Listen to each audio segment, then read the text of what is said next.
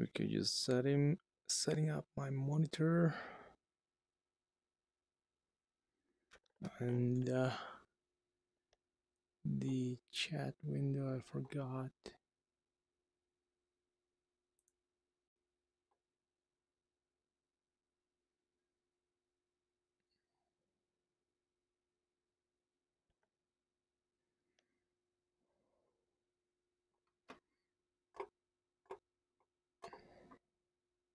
Now, where's my mouse?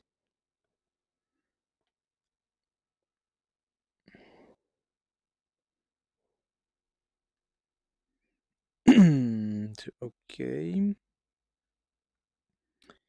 so we are back, and yeah, I'm here to finish. Um, I think I will finish this today.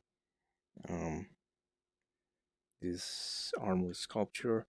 I think I'll just finish the shoes, and if not, um, finish or adding an extra piece here. But I think that's pretty much it. I don't want to add more stuff.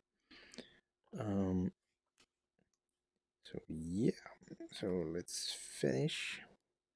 And I wanted to correct how shoes look because I don't think they look like quite symmetrical.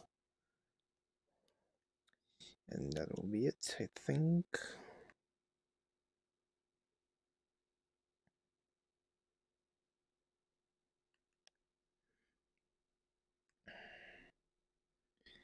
So,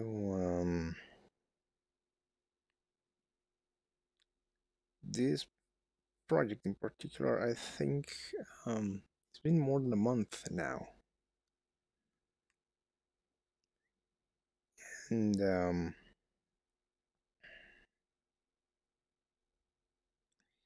I'm really taking my time with this one. I don't.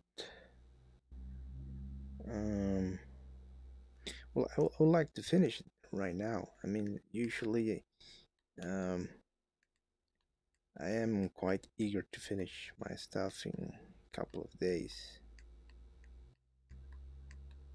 But for this one, I understand that the model is quite big, so um, I am pretty conscious that this is not one day task.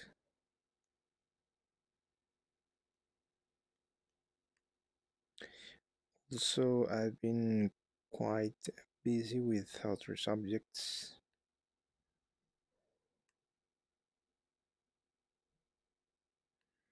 One of those subjects was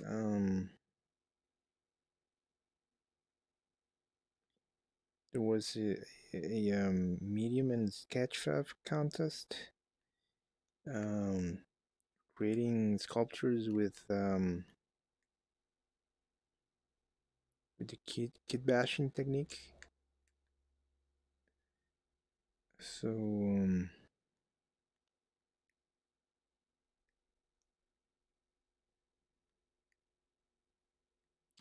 this time I was a bit busy, um, creating a couple of models for that contest, and the first couple of models I was not like happy with them. Oh, I forgot that I have to check my audio in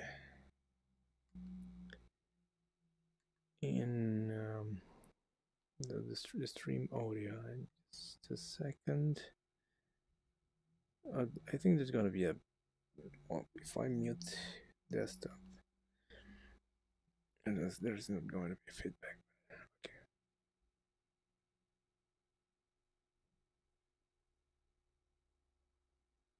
I think it's fine. So okay, let's continue with this. You may are not seeing what I'm doing, but it's um interacting with the home window. Hey Sabi, how are you? How is it going? Just here trying to finish this sculpture. It's taking forever.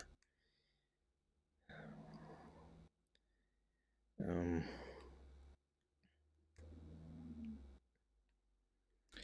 so yeah, what I was talking about is that well, last week it only streamed like for an hour, not much, and this week I've been busy uh, with Oculus and Sketchfab kit bashing contest.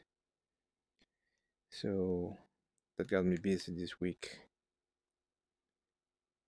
Great art takes time. Yes, it does, Abby. Well, I think I'm fine this week. Well, I'm busy.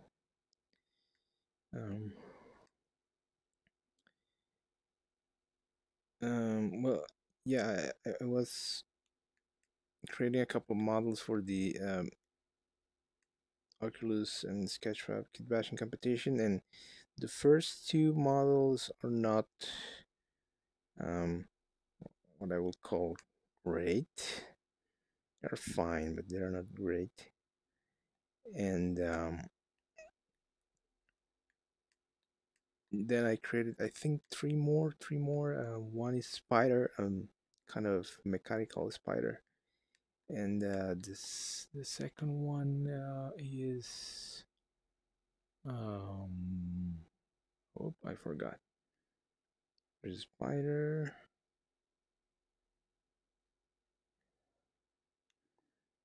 Well, the last one is oh, I recall now. It's spaceship. The second one is spaceship. And the last one is kind of cyborg uh, with metal parts. I like that quite a lot. So well, I don't have him here. I'm not even show. I'm not showing anything on the screen. I have to fix my stream, and I know I have to install Stream Elements. You hear that, Sabi? I have not done that yet. So and yeah, if you Sabi, if you wanna take a look at the models there and my Sketchfab is this the same user sketchfab.com/absolute and the last three models are the ones that I'm talking about. She's the cyborg, the ship, and mechanical spider. So yeah, I wanted to finish this shoes, and after that, um, I'm not sure if I want to finish an arm piece that is missing,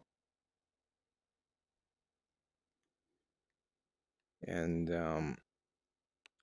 this piece over here. I don't know if I want to finish that, and if if not, I think we are pretty much done. And I'm already thinking how to what am I going to do with it. There is also another Sketchfab competition that I wanted to participate. Whoa, tracking problems. Ah, the giant swan is here. How are you, man? So yeah, there is this Sketchfab competition. It has already started. It's like 2 weeks in, and the final day to deliver is next week. and I haven't. I started today, so I'm pretty much delayed. The contest is to create a VR space, but within the Sketchfab limitations, which is size, and there is also other type of restrictions, which because it's kind of bound with um, Mozilla Hubs, I think it's called, is a like interactive social place. So if you enter into Mozilla Hubs, you can chat um, with people like I don't know, VR chat, I guess, that kind of VR space. So Mozilla Hubs works with Sketchfab. You can load your VR scene from Sketchfab and you can talk with friends there. So I wanted to create a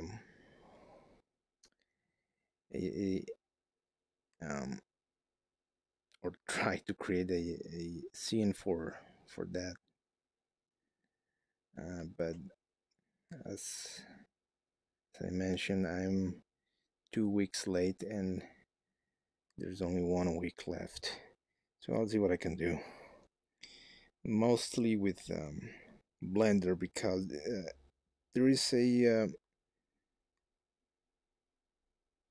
size restriction, polygon restriction. So it's like 50,000 um, polygons, and there's also props you can add to your environment, but the size um, is a restriction with these web environments.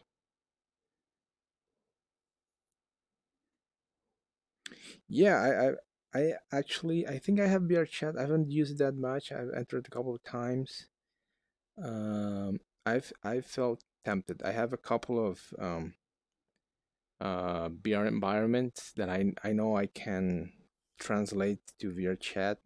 I have the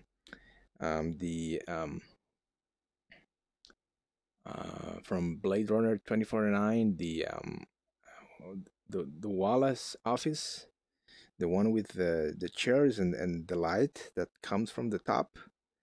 I have that um that is seeing it works with works in web. I have to share that link, or I can move my ass and share the link right now in the chat. I could do that. So just a second while I look for that. I have it on GitHub. GitHub. You know, I all my social media IDs are absolute except one, and it's YouTube. Someone took that from me a long time ago. Here it is. Copy link, and I'm gonna paste it in the chat.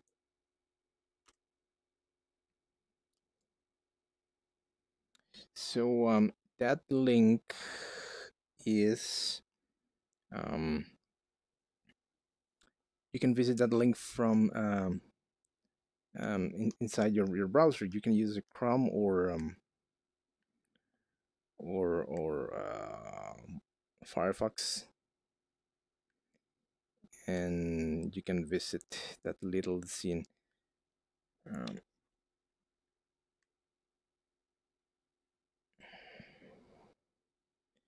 And that's the type of scene that that contest requires, which is not that heavy, doesn't have that much lag when you visit it.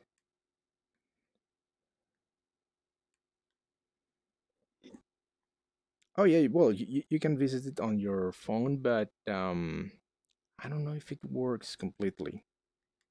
It's quite light. It's not that heavy. It's supposed to be like that. But, um,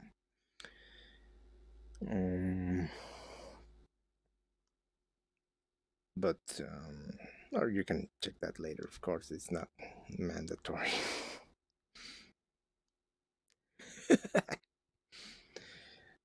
No problem, so you can check that later. It's not that important.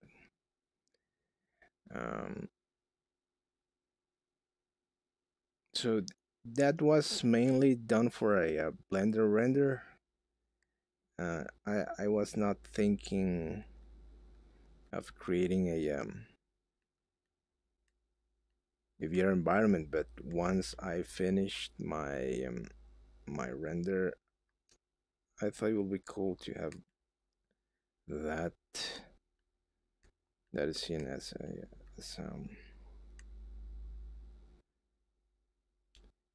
a VR scene, and there are some limitations. The way the textures look, it's not like one of my favorites regarding textures and in WebVR. And I don't know if I use it um, GLTF, which is a 3D format, and that ruined a bit the textures. I usually do um, I usually use other formats, but that time I think I used GLTF just to test. And A-frame has certain type of problems with roughness materials, so it doesn't look that cool as I would like to. And if you take a look at the chairs or the couch, um, the texture shines a lot, and I don't like that.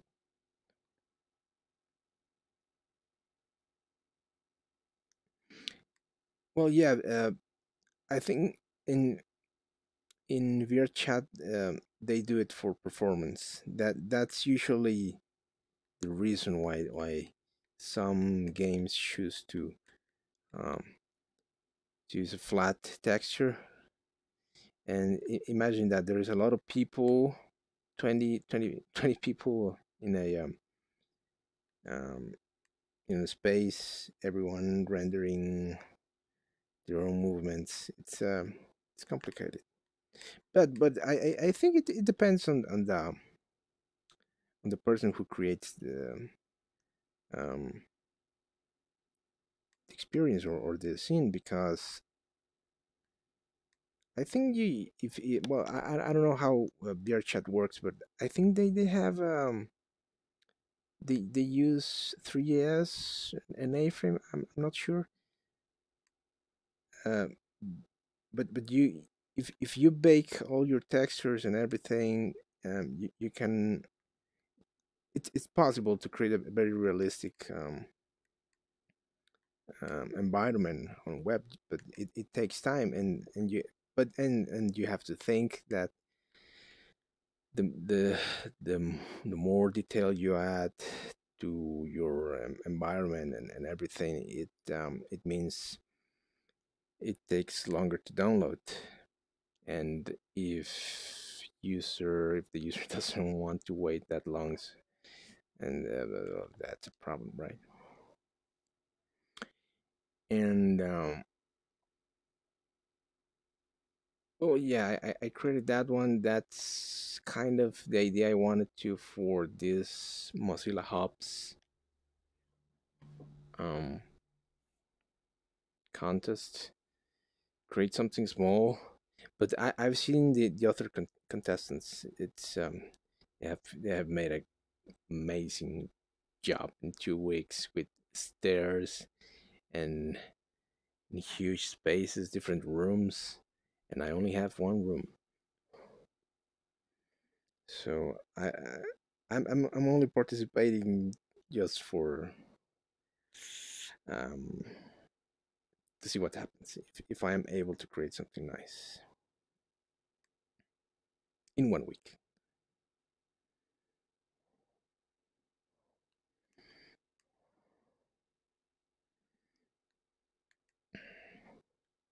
So, Sabi, what is your idea for VR chat? Create a full environment with a tilt brush? Have you thought about it, or maybe exporting your um, tilt brush scenes into Unity? Maybe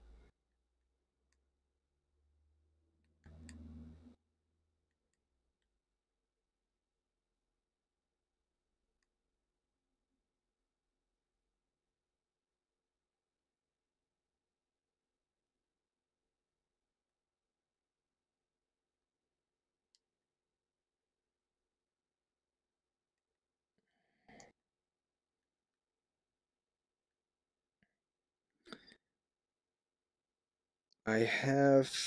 Um, well, that's on my YouTube channel, but um,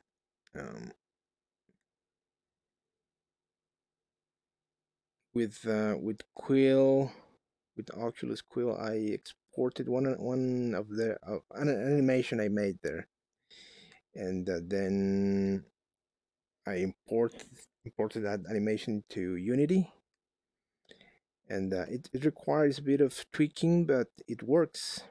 So um, I don't know, people like you or Swan that create these huge environments, you could totally consider to um, export that into Unity, and um, at the same time you can upload that into, I don't know, itch.io. I have an account there, or Gumroad. I think it's a possibility too, and people can buy or download your experience. I have one in itch.io. It will be nice if next time I do a stream, I will show you guys that probably. I want to learn Unity and Blender, which is more complicated. Well,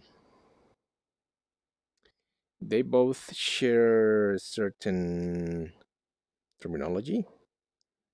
Um, I found that Unity was easier for me, but because I already knew Blender, so there was a lot of terminology that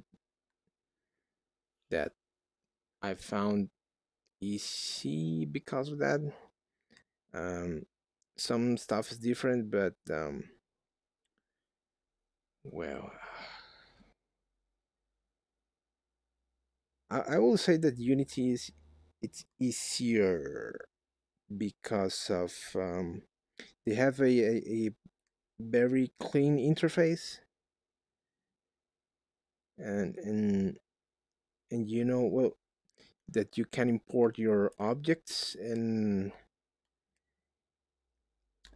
after that you wanted to assign materials or textures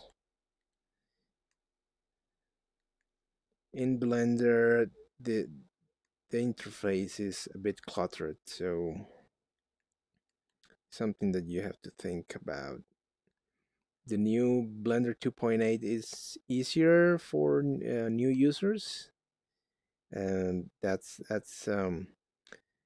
true. Which one is used more for 3D printing? Oh well, Unity is mainly for games. So anything you create in Unity, it's probably made before using Unity. Uh, let's say you created something using Tiltbrush, you can import it into Unity, but you not necessarily create uh, a full asset inside Unity, but you can create full assets in Blender.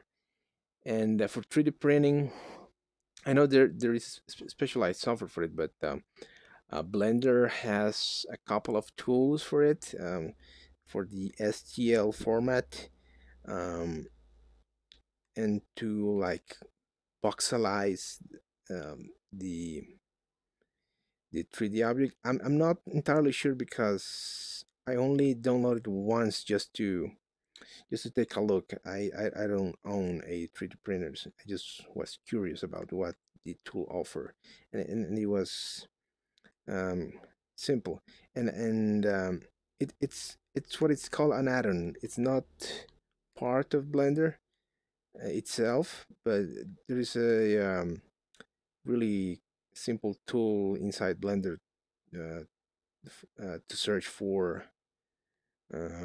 different add-ons and or tools that extra tools that you might need.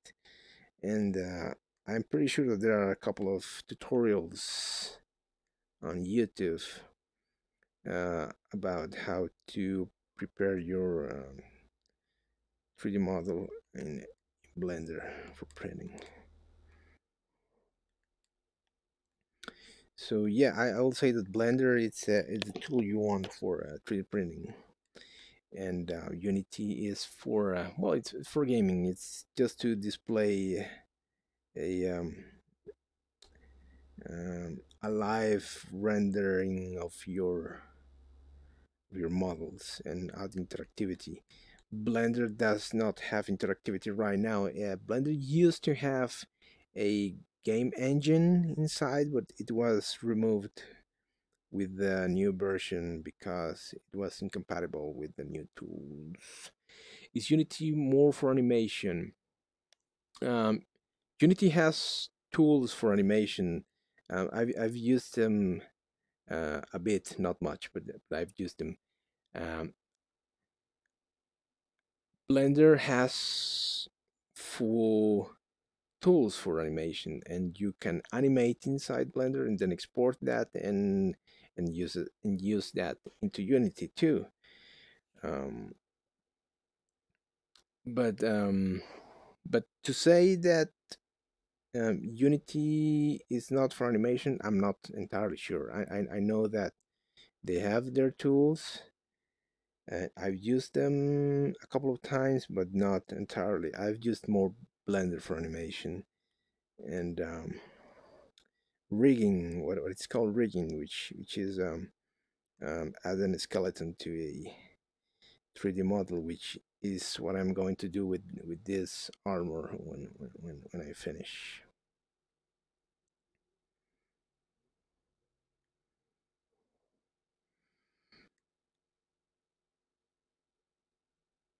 Unity has a lot of tools. One of the tools that I've been um, just playing with it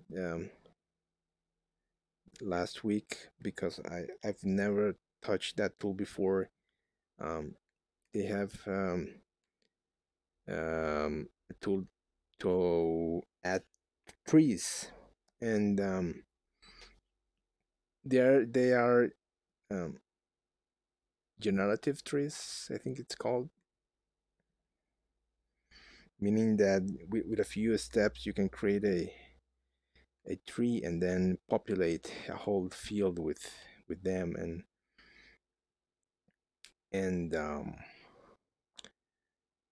there is also an option to add wind to those trees. Blender natively doesn't have a tool to create trees. That's a thing you have to download, and tools are quite sketchy or not something with the results that that you would like to, and they're not the same. I've mostly used Blender, the three tools in Blender just to create the static um, landscapes, nothing animated with trees. I haven't required that yet. Do avatars need to be rounded and pre-programmed? What do you mean for What do you mean with rounded and pre-program? Is that for VRChat? You mean rounded? I don't know what that means. I know what rounded means, but not in this context.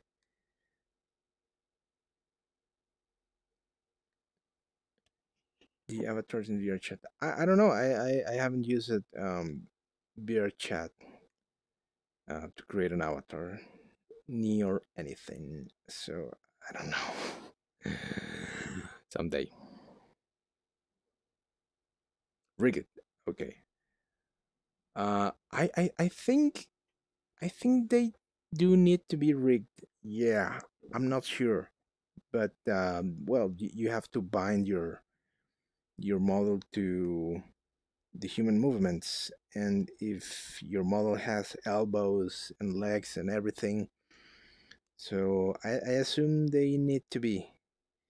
Uh, but I'm not sure if that's a tool they provide, like a default skeleton um,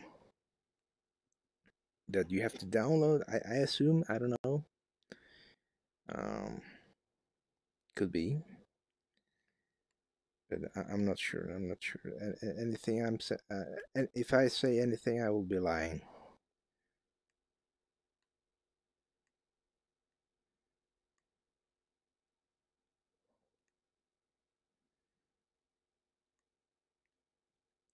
I mostly use Blender for two things. One is static renders, and the other is for animations. Um, and of course, that means a lot of work in between, but um, those are the final goals. Um, animation and a single still rendering. Um, in Blender, well, in Blender, I know I can import this model, and then um,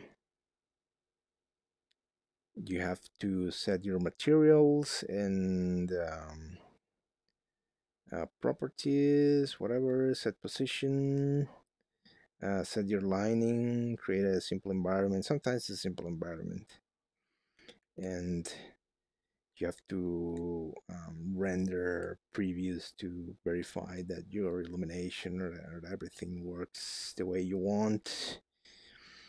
And Unity will be different because, well,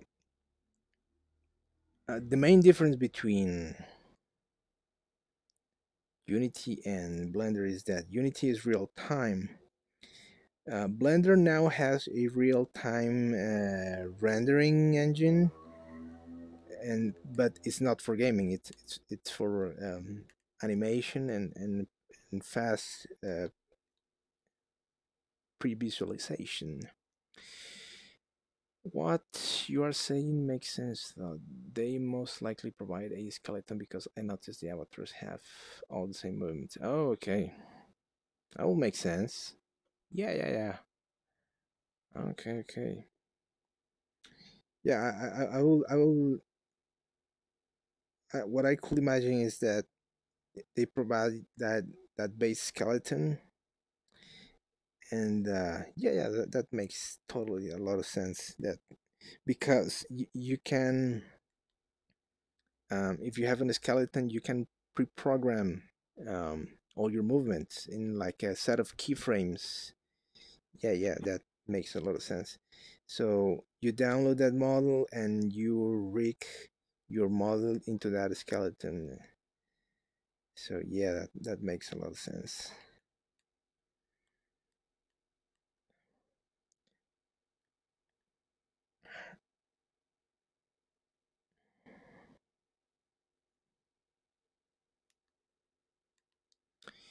And okay, well, I use Blender for rendering stills and animation, and that's my thing. And Unity, I have a couple of VR environments.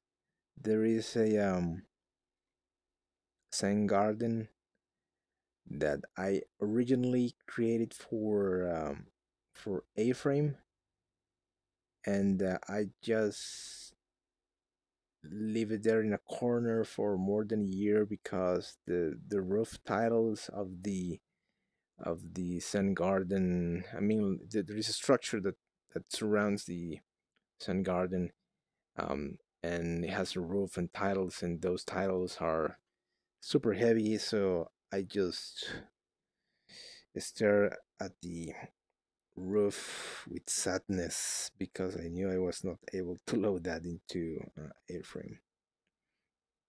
I bet VR chat devs have a supercomputer to support all that. Well, yeah, I would assume that they have a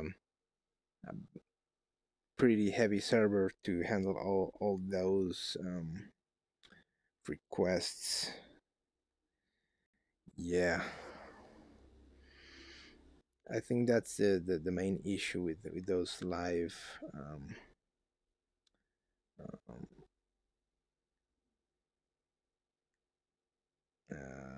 how do you call that? Multiplayer, massive massive online multiplayer.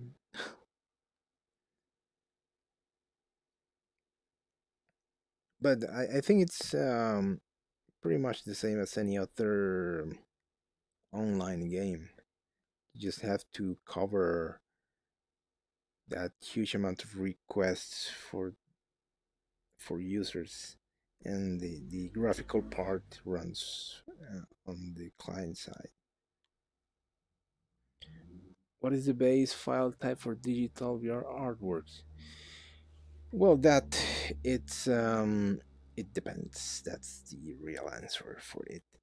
I usually um, um, use OBJL format because it's just the plain object. It has no well, I think they could have vertex colors, but I do not use vertex colors. In your case,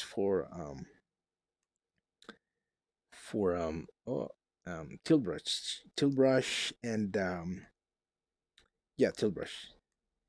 In your case, FBX is the format you want because um, ooh, um, it has like these glowing effects, and FBX works pretty cool with for example, Sketchfab. I do not use that much Tiltbrush, but I ran a couple of tests a while ago, and if you export your model as FBX and then you import that into Sketchfab, that it will keep um, all the effects, the glowing effects, and that's very important. And FBX can be used too in Unity, and can be also used in inside Blender. Uh, the thing with FBX is that it's not an open format. It's I think it's from I forgot that company, but is that Evil Company? Autodesk. Yeah, that's the company. Autodesk. Um, the format is I don't know um how they call it's private. They do not have their source open, so anyone who wants to work with the FBX, they have to, I think, pay a license or something like that, or they can try to um, how do you call that? Try to figure out the inner format of FBX, and that's what the Blender Foundation did with their uh, FBX importer and exporter. So if you try to use FBX inside Blender, you might find some weird stuff, and that's a possibility. So I usually use um, OBJ. I use FBX when my models require animation, or I mean, like a direct binding with um, the model and the animation.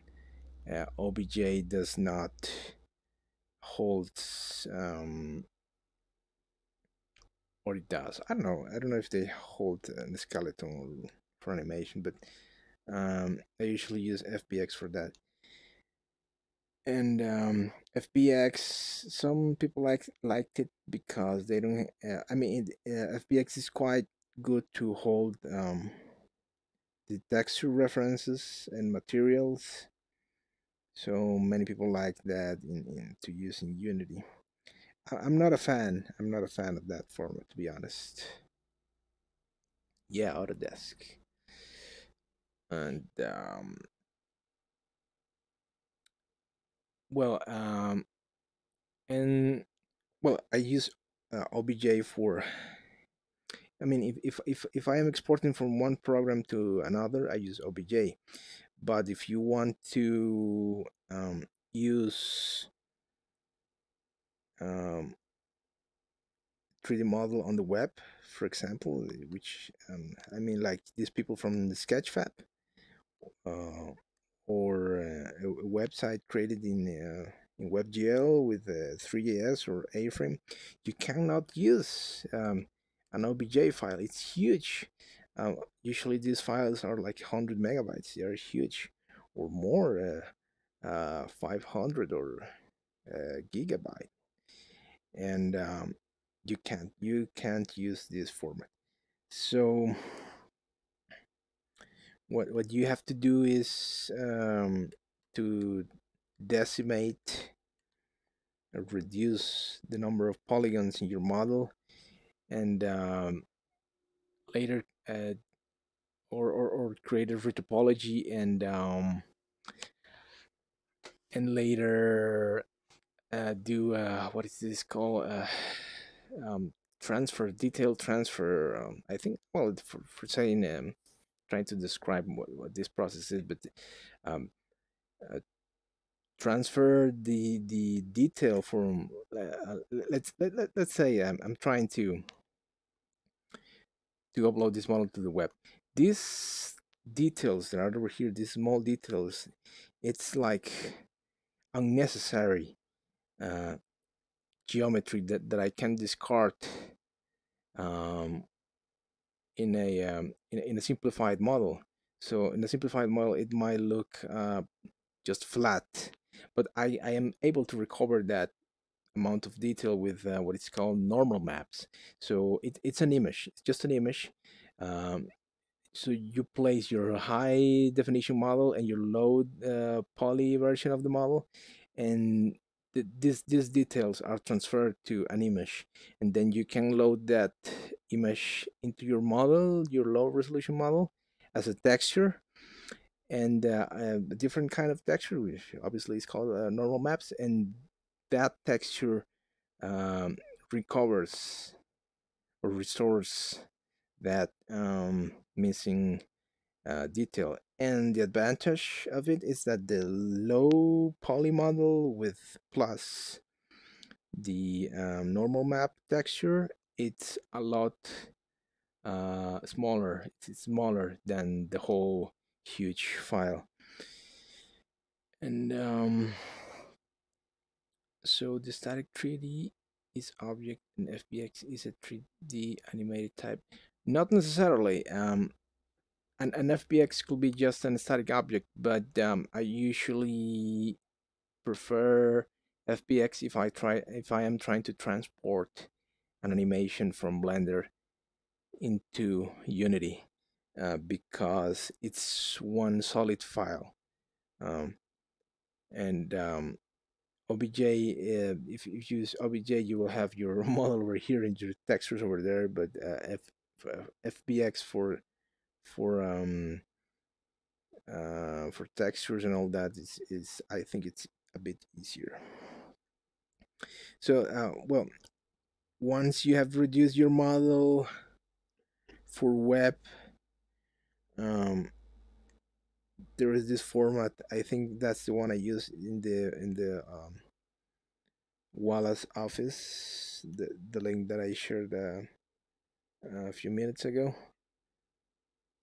Um, the that GLTF, it's called GLTF format, and uh, it's an open source format,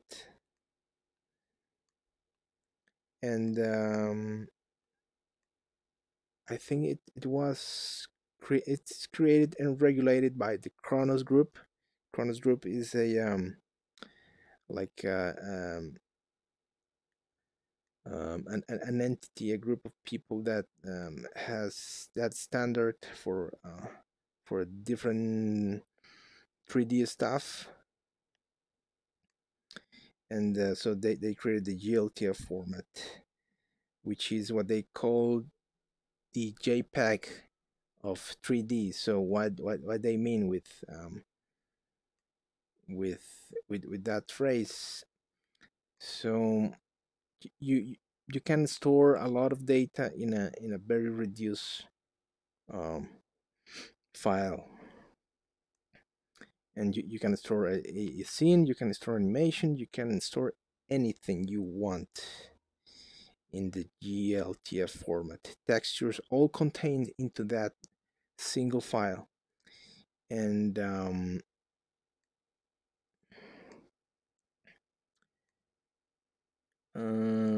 well, the advantage is that it's open source, it's open for everyone, everyone can use it, and they also discard or they got rid of a lot of data that is not used in other formats.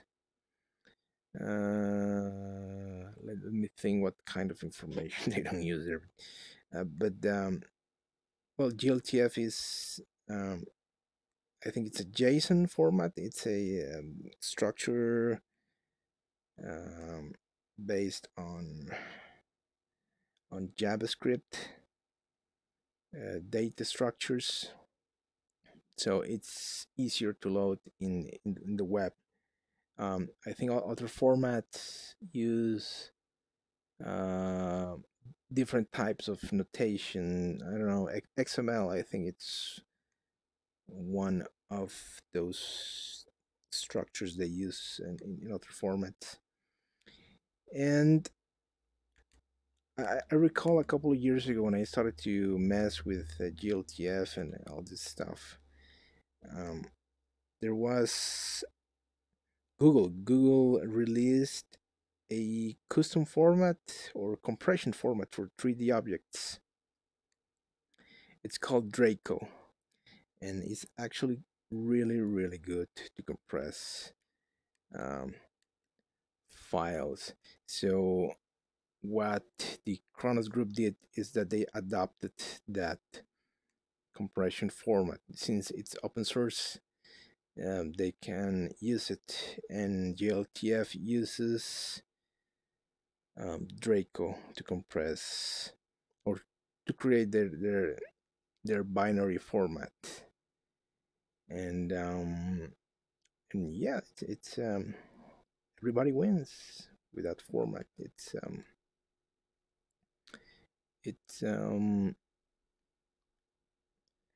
works for the web. It might not work in other circumstances, um, when you are working with a full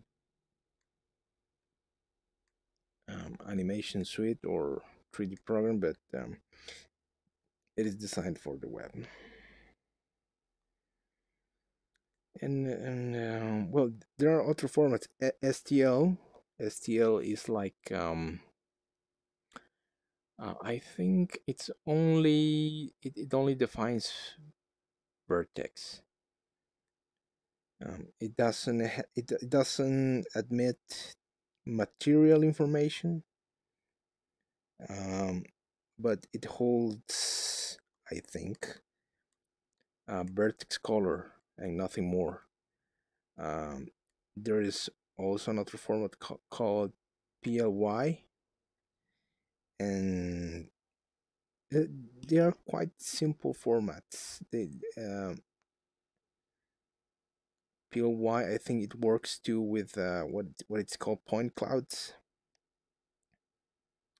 Um, and I don't know if there are more 3D formats. Those are the ones. Well, yeah, well, I'm talking like an idiot. I know there are a lot of 3D formats, but um, because I've seen them. I've seen the list. Just I don't use those formats.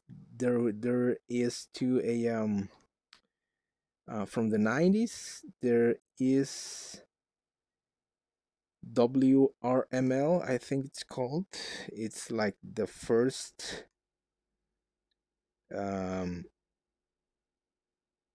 web-based 3D format. Um, they did it in the 90s to describe a 3D model in the web.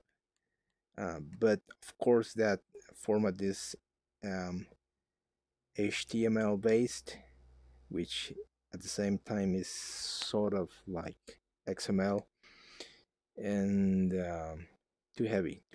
So it's just a sweet memory from the past from anyone who wants to use that format.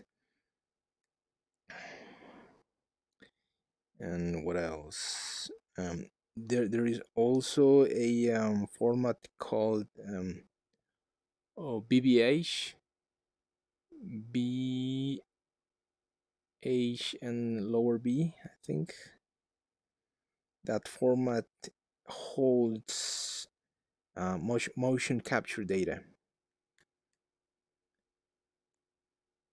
and it's only that. It's only the motion capture and a skeleton, and that's it. It's a keyframe animation, and you can download that from repositories, public repositories. But it's just, yeah, just the animation. And what you do with that? Well, you since it has a skeleton, you have to rig your model, and um, and that's it. That's basically it. You rig your model and play the animation, and that's what I'm going to do with this bad boy, just to rig it and to see how it looks.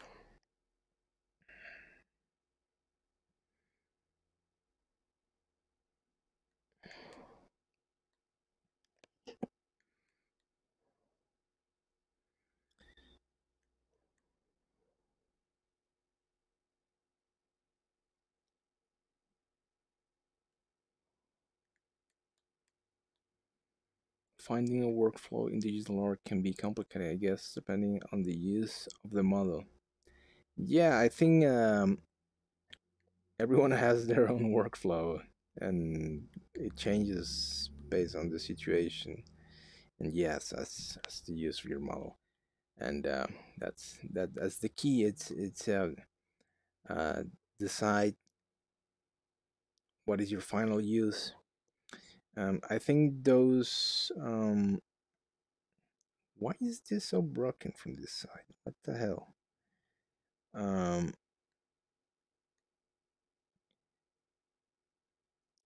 let, the thing with let's say for example, Quill has cool animations. Oh, and I also just recalled another format. Um, Quill has great way to create animations that kind of look like 2D.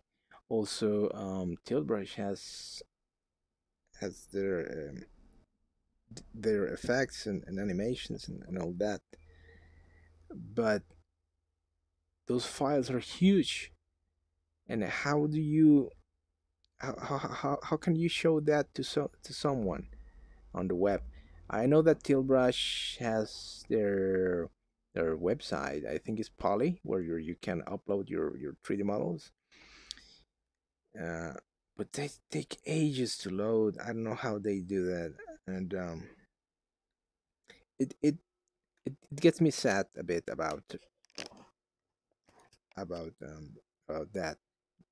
There are a lot of great animations created in Quill and Tailbrush that are just trapped in their owners' computers because the only way to show them is in a exporting them as a 2D video, and there is no it's almost impossible. But you will have to create your um, Unity scene for that. But those files are huge. Some don't load mobile. Yeah, it's because of that. It's huge. The thing that with Tilbrush and Quill is that both use a like path vector kind of vector. We as users don't notice that, but I know what is inside since I am a software engineer. I know what's inside, and it's always a pain for me trying to draw something in Quill, knowing that the more strokes I provide, the heavier the file will be, and and and that and that sets me to tears. And and okay, that I created an animation in Quill. I think it weighs like 300 megabytes or 400 megabytes when I exported the file. And the file format, it's called Alembic. Alembic, it's a I don't know if it was Pixar, I think, who created this format, like an interoperability format, open source for every company to have that. So you can load Alembic into Autodesk, Maya, or Blender, and they should work. And but those files are huge, like incredibly, annoyingly huge. Of course, everything looks beautiful. The files work. That's how I was able to import my animation into Unity, but I'm kind of sad that those files are that huge. And I know, for example, that this model is huge. I don't know how much it weighs right now, but with a bit of process and decimation and retopology, it probably in the end weighs less than the 50 megabytes. And with compression, it probably weighs 4 megabytes. Uh, I cannot say that from an Alembic format.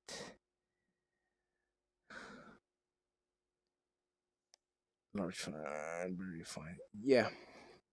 Yeah, yeah. The, the the more strokes you create, um, it's more work for the final rendering. Um, well, meaning Unity probably or any other software, but those are heavy files, and it's not like um, WebVR is not capable of visualizing it because it can, but who is going to download a 400 megabyte to visualize that on the web? It's just crazy talk. Uh, but I totally support the idea of using um, tilt brush for Unity. I think that that's the right way um, to create your full scene and then load it into Unity and then adding um, sounds, environmental sounds. You can do that, and your lights and everything, animations, soft animations. Probably you can import a few animations from other places. But if there is any other uh, plan you have for your tilt brush animation or scene, it's a pain. I think there's this guy, Martin Nebelong. Um, he is on yeah, he's on Instagram with that name, Martin Nebelong, and he's also on the Oculus Medium artist group sometimes. I think he's recently more using Masterpiece VR, so probably you both know about him.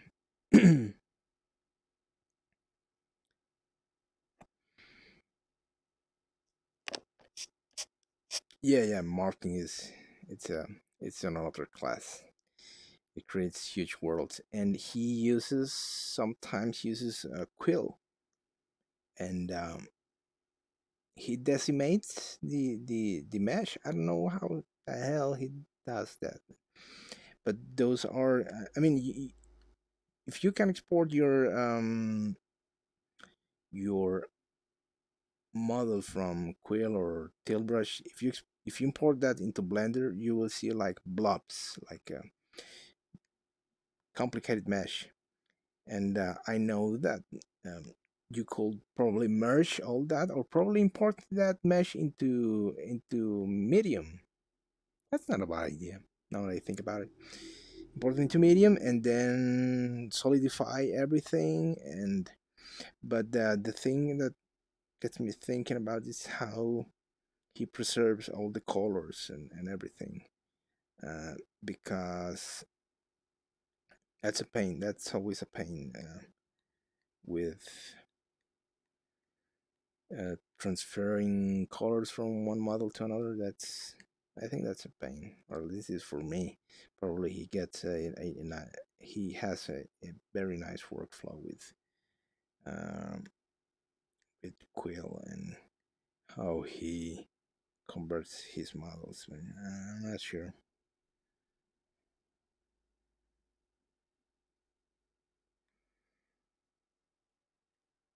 I think the thing Martin does so well that auto real artists don't do as much is he just integrates VR into his workflow. He uses auto programs so well and doesn't lean on VR as a gimmick.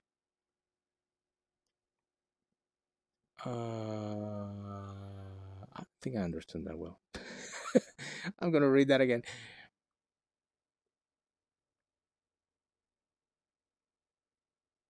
It just integrates VR into his workflow. He uses auto programs so well he doesn't lean on VR as a gimmick.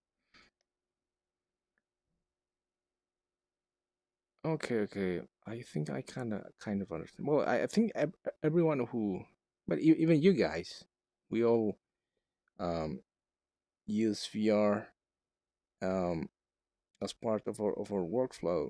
Um, I think everyone I've seen uses VR a bit for their own workflow.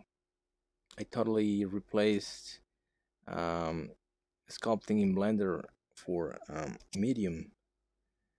Um, but I think Martin he experiments a lot. I think that's his thing.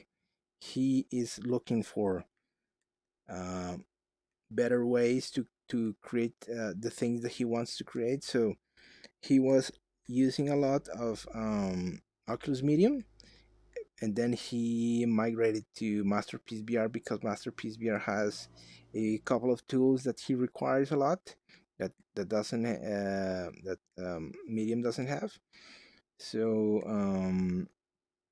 but I think yesterday or today earlier he mentioned that he might return um to Medium just because he saw someone else y- uh, m- creating a stamp uh, perfectly aligned with the axis, with the world axis, and that's the thing that he needs.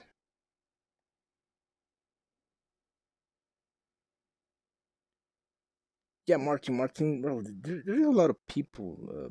Well, even Henry is crazy. Henry right now is using Tibori a lot to animate. So he's experimenting with that. I have Tibori. I haven't used yet that much.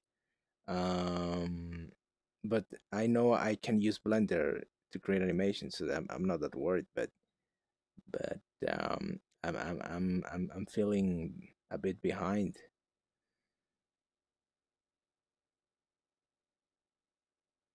Yeah, he's a he he does work in VR. He has animations, stills. I think he also draws. He likes to draw too, and yeah, he's in everything. He does everything. Who else? Um, I I think there is a guy called Dan Fatness. I think that's his name. I'm pronouncing it wrong. Let me check my Instagram. Um,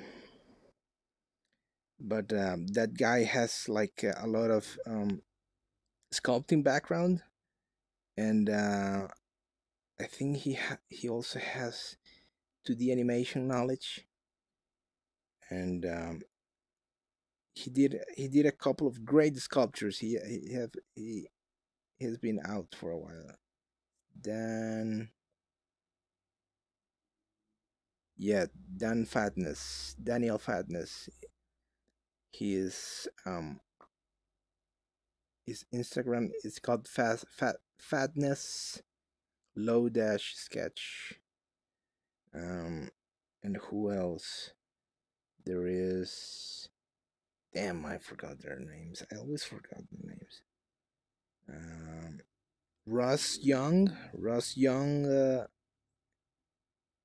He is on Instagram, but he doesn't post there. He posts on I think Twitter and Facebook, and he does sculptures, but he does um, portraits. Um, oh, he also posts on ArtStation a lot when he finishes his works, and that's his thing lately, doing portraits of famous people. So that's what he's doing, and with each sculpture, he is becoming quite good at it. And he does great texture work. It's amazing.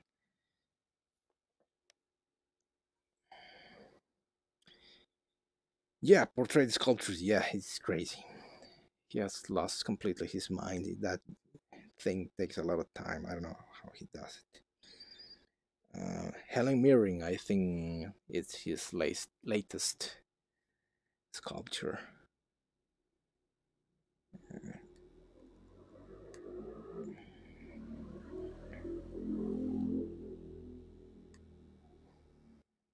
He also has a lot of zombies. He likes sculpting zombies.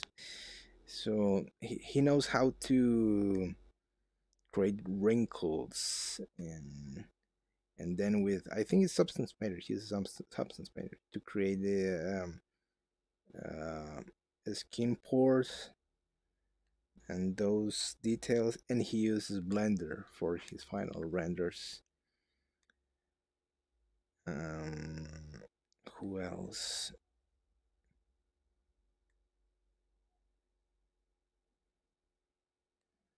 Well, I don't know, Sabi, if you have seen her in Twitter. Damn it, I forgot the name again. Um, she's a she uses um Tilbrush to create um to create sculptures, and also quill, and she doesn't use that much Oculus Medium, but I mean, she's just great. She puts everyone to shame. Let me look for her. She's on Twitter. She's just amazing. It's just I forgot her name. I have that amazing quality of forgetting names. Um, oh man, what was her name? His boyfriend is also a great artist. He uses Blender mainly. He doesn't use VR for 3D. Um, but if I could remember his name too, but I don't. Well, I'll try to forget that. Um, I'll try to remember that later because I don't know. And no, well, she does an amazing job. I think she worked for Ubisoft for a while. I don't know what was her name,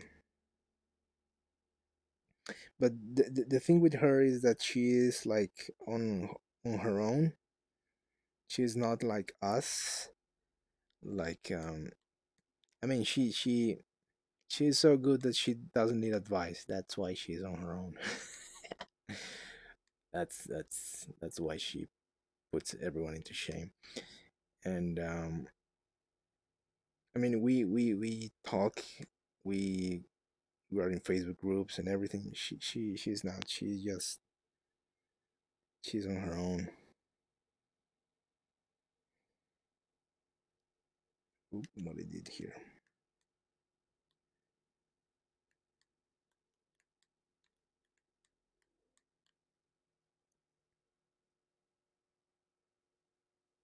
Anna. No, it's not Anna.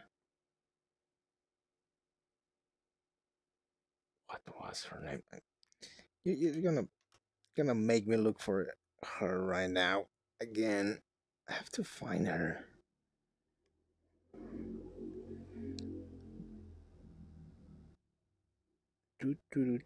Okay, here she is.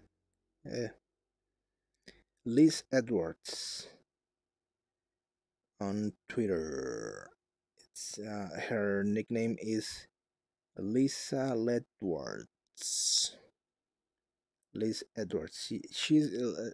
Well, she's right now using how this program called, the one okay, Marvelous Designer, the one when you can design your own clothes in 3D. She's using that right now to create a backpack.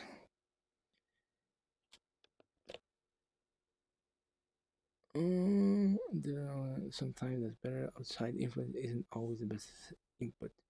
What what has she done? What has she done? Um, she, she's a great sculptor in general. Is she on Facebook? Yeah, she's on Facebook, but uh, I think she doesn't post there that much. But I'm not sure. I had it as a friend, and and she removed me. Maybe because I was not interacting with her that much as she would have liked. But I have her on Twitter. I there I see all her posts, and also from her boyfriend too. No, she removed me. I don't know. I don't know. Well, you know I'm quiet.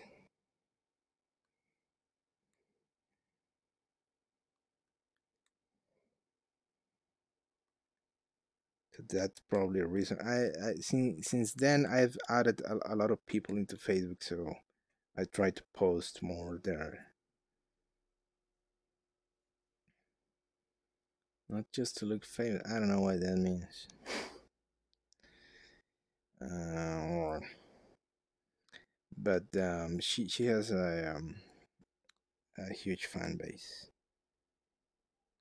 I'm just looking from the other side.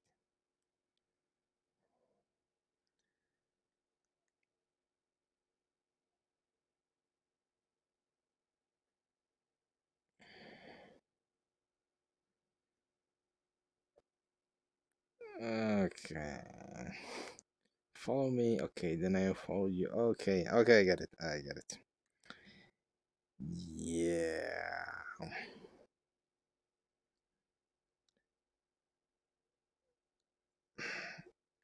I don't know. It's because I am too quiet on Facebook. I just tried just to publish the artwork and only I think recently the group which I talk the most is an extra artist because there is Kevin there is Henry there, and there is Eli, and who else is there? I think those are the main. And you guys, of course, also in the Discord server.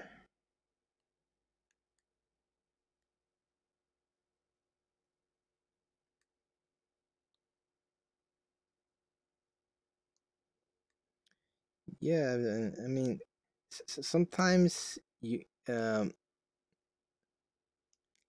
and I could totally understand that because you are not talking, it might be considered rude somehow, but you just don't know what to say, or you uh, just lurking, watching from the distance.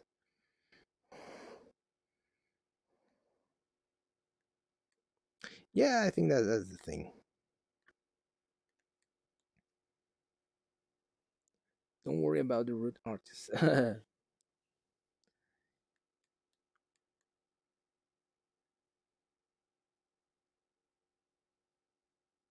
uh, Liz Edwards, or Liz uh, Edwards, Liz Edwards. She has glasses on her avatar.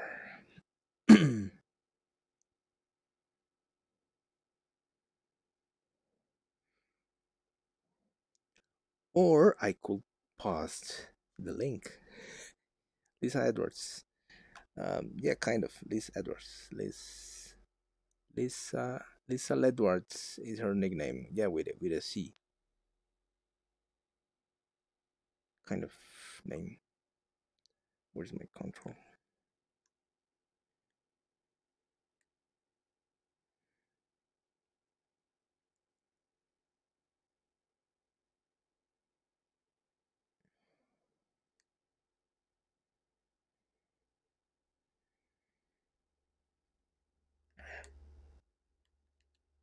Mm.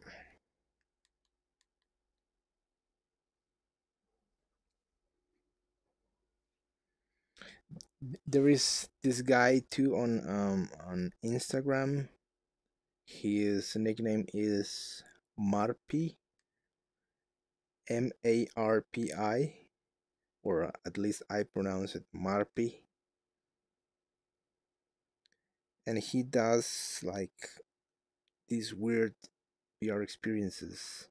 He's he's he's weird. She made the Wonder Woman too. Yeah, I think she did that a while ago, and she also made a Ghost in the Shell. I think um, model a while ago too.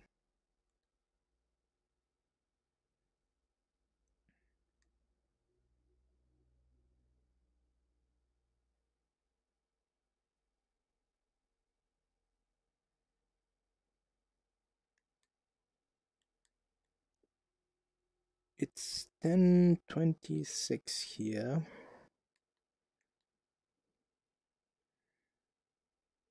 Man, I've been talking a lot. I want to finish this right now.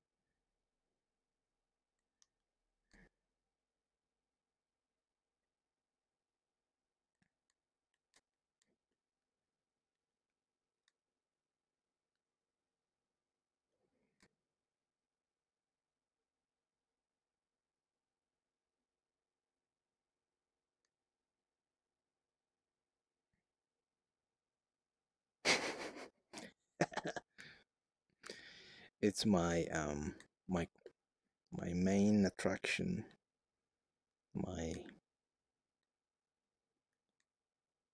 my ability to talk a lot. You have seen that firsthand in Masterpiece VR.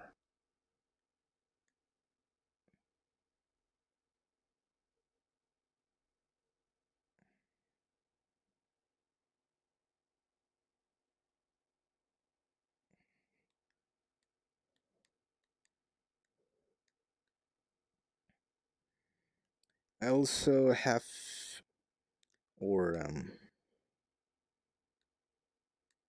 I have a compromise to show my new sculpting technique.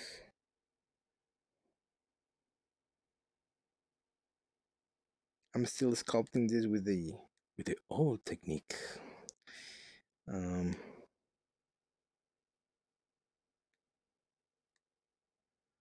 I made a new helmet a couple of weeks ago with a new technique,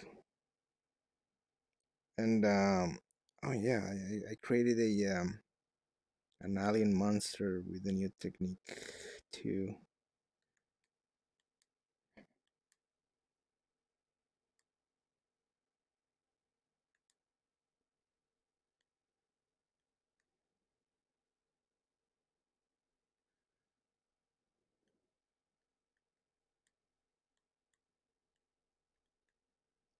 This is what I hate. The, these holes.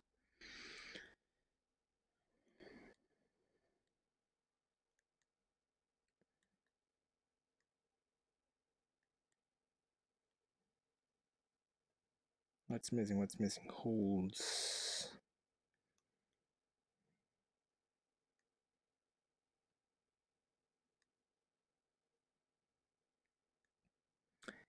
I have also like I know I have a couple of projects that you start and then um you regret that you started because it was too complicated. I have a couple of those. I have a model of Dante Alighieri, the guy who wrote the Divine Comedy, and I wanted to create a little animation of Dante entering hell with Virgil, his guide, and I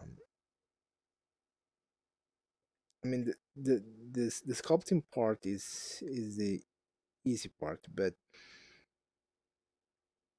the more I was sculpting, I was thinking about the complicated or the complicated task of animating the whole thing, and it's just there. It's on a medium file, waiting to be finished. So I hope someday I will finish that one.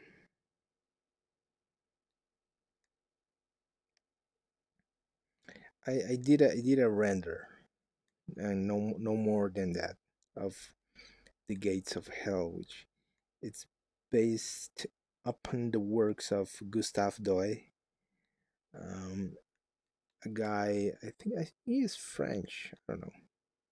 Is he French? I don't know if he's French. or he did a great deal of, well, they're not drawings, I forgot the word, but regarding the Divine Comedy, and I wanted to try to replicate the feeling from those engravings. That's the word. Um,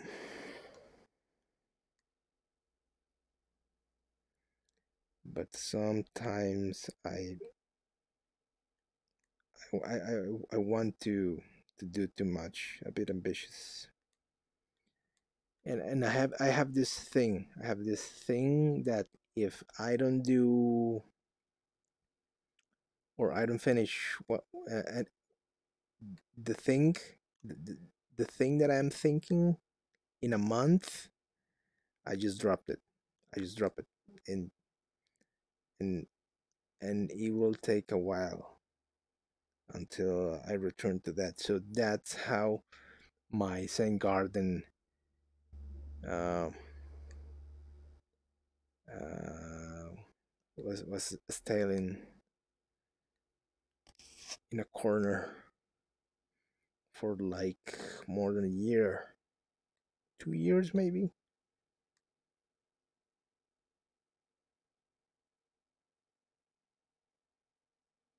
It also because it gets me bored if I do something for more than 1 month. I don't know. It just got me bored.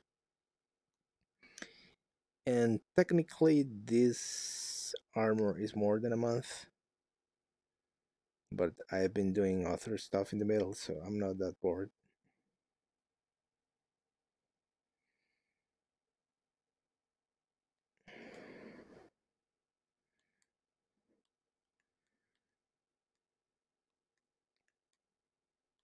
But I'm trying to cut corners in the animations that I, I, I, I'm not filling in.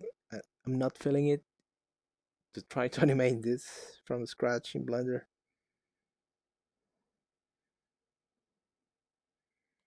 So there are two possibilities. One, which is the one I am um, almost ready to use, and is to use a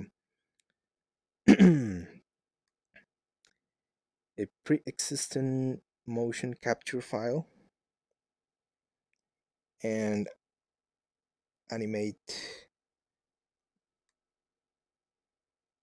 this armor with it, and that will be and that for me is easier. I think it's the easiest way. I know how to rig models. It's not that complicated, at least for me. The complicated part is animation because I don't know how to simulate weight on on a body or properly, you know, like a bobbing up and down movement of a body. I don't know how to do that.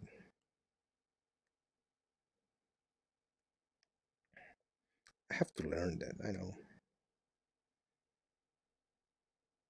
but the thing is, right now I don't know how to do that. But if I have a mock-up, I know that it's just a matter of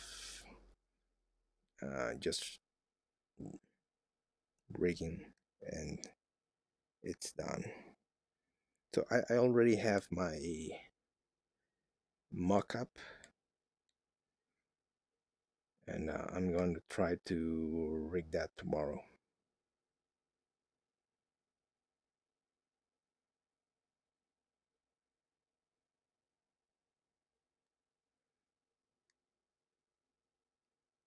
And the second option that I may not use, it's Tritibori.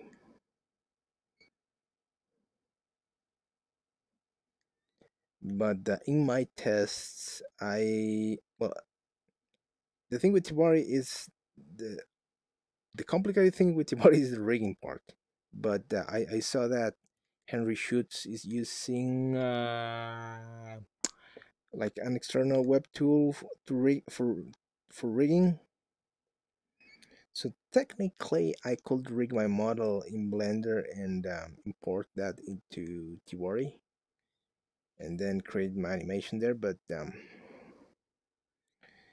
I need to learn Tibori good.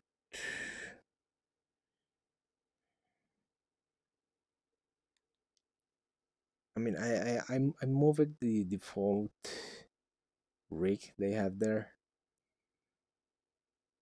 but you have to be like really, really, really patient with it to create proper movement. And I don't know. I need to try it out a bit more, but right now I'm not in the mood. I want this finished now, and I don't want it to create this part. I'm bored. I'm already bored. Um, just want to correct this thing.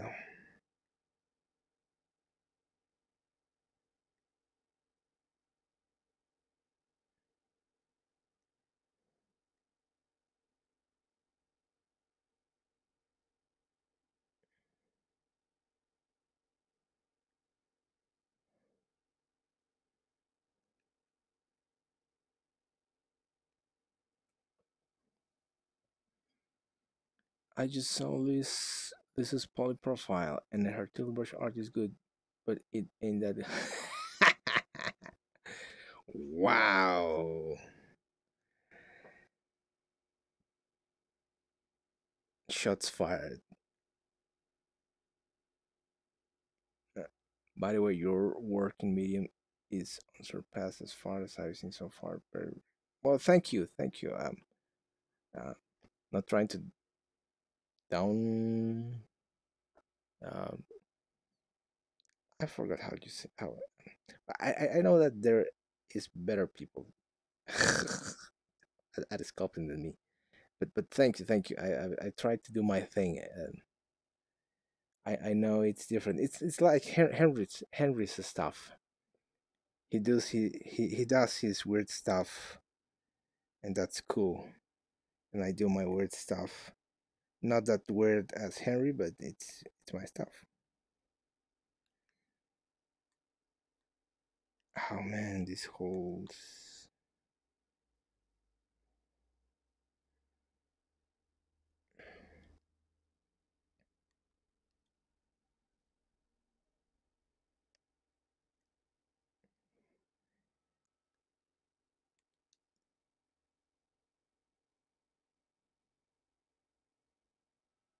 Did you figure out this kind of style on your own?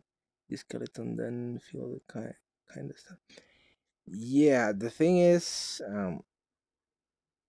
I saw guys like I think Gio Napkill is one of them. Um, the way they do their own sculpts, and I tried, I tried, but it's a bit difficult for me because I think I mentioned that the last time you guys were here. I think that my um, drawing background is it's what is messing me up a bit. Like probably he's more like I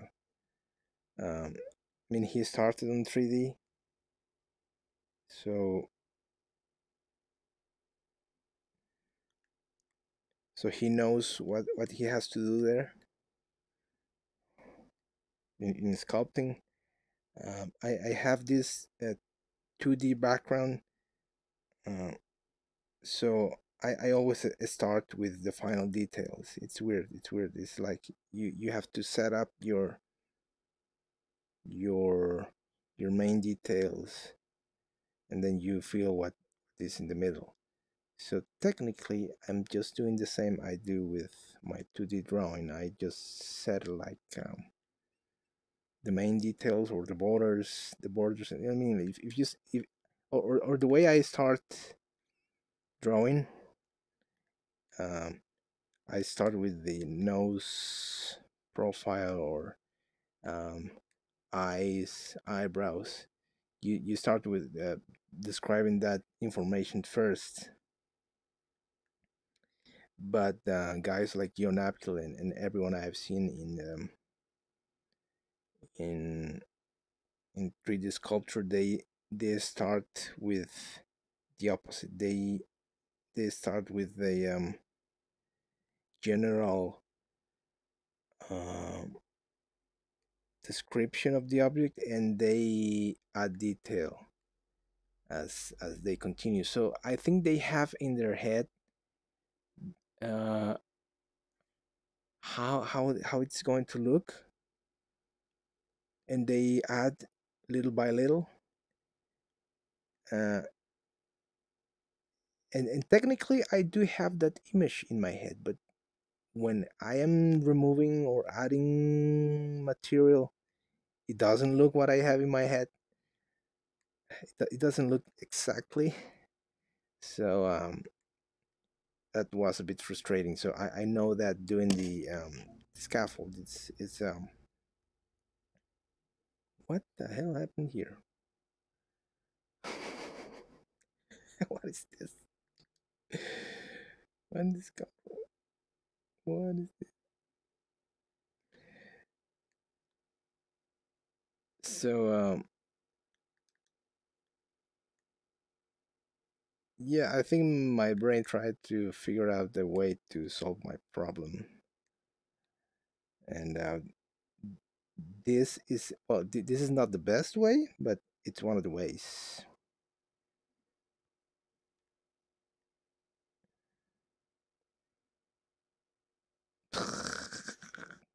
Well, yeah, you have the experience on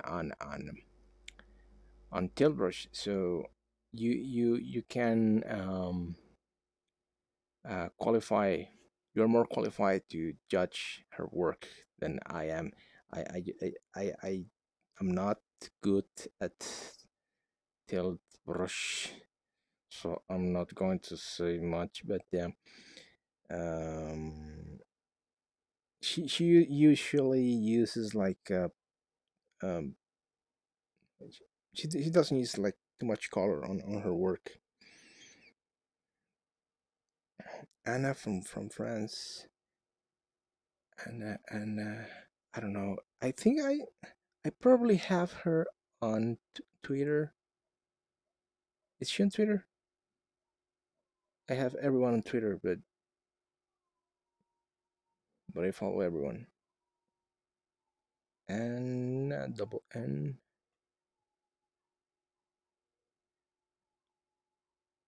Anna Solomko, is that one, or Anna Silayeva?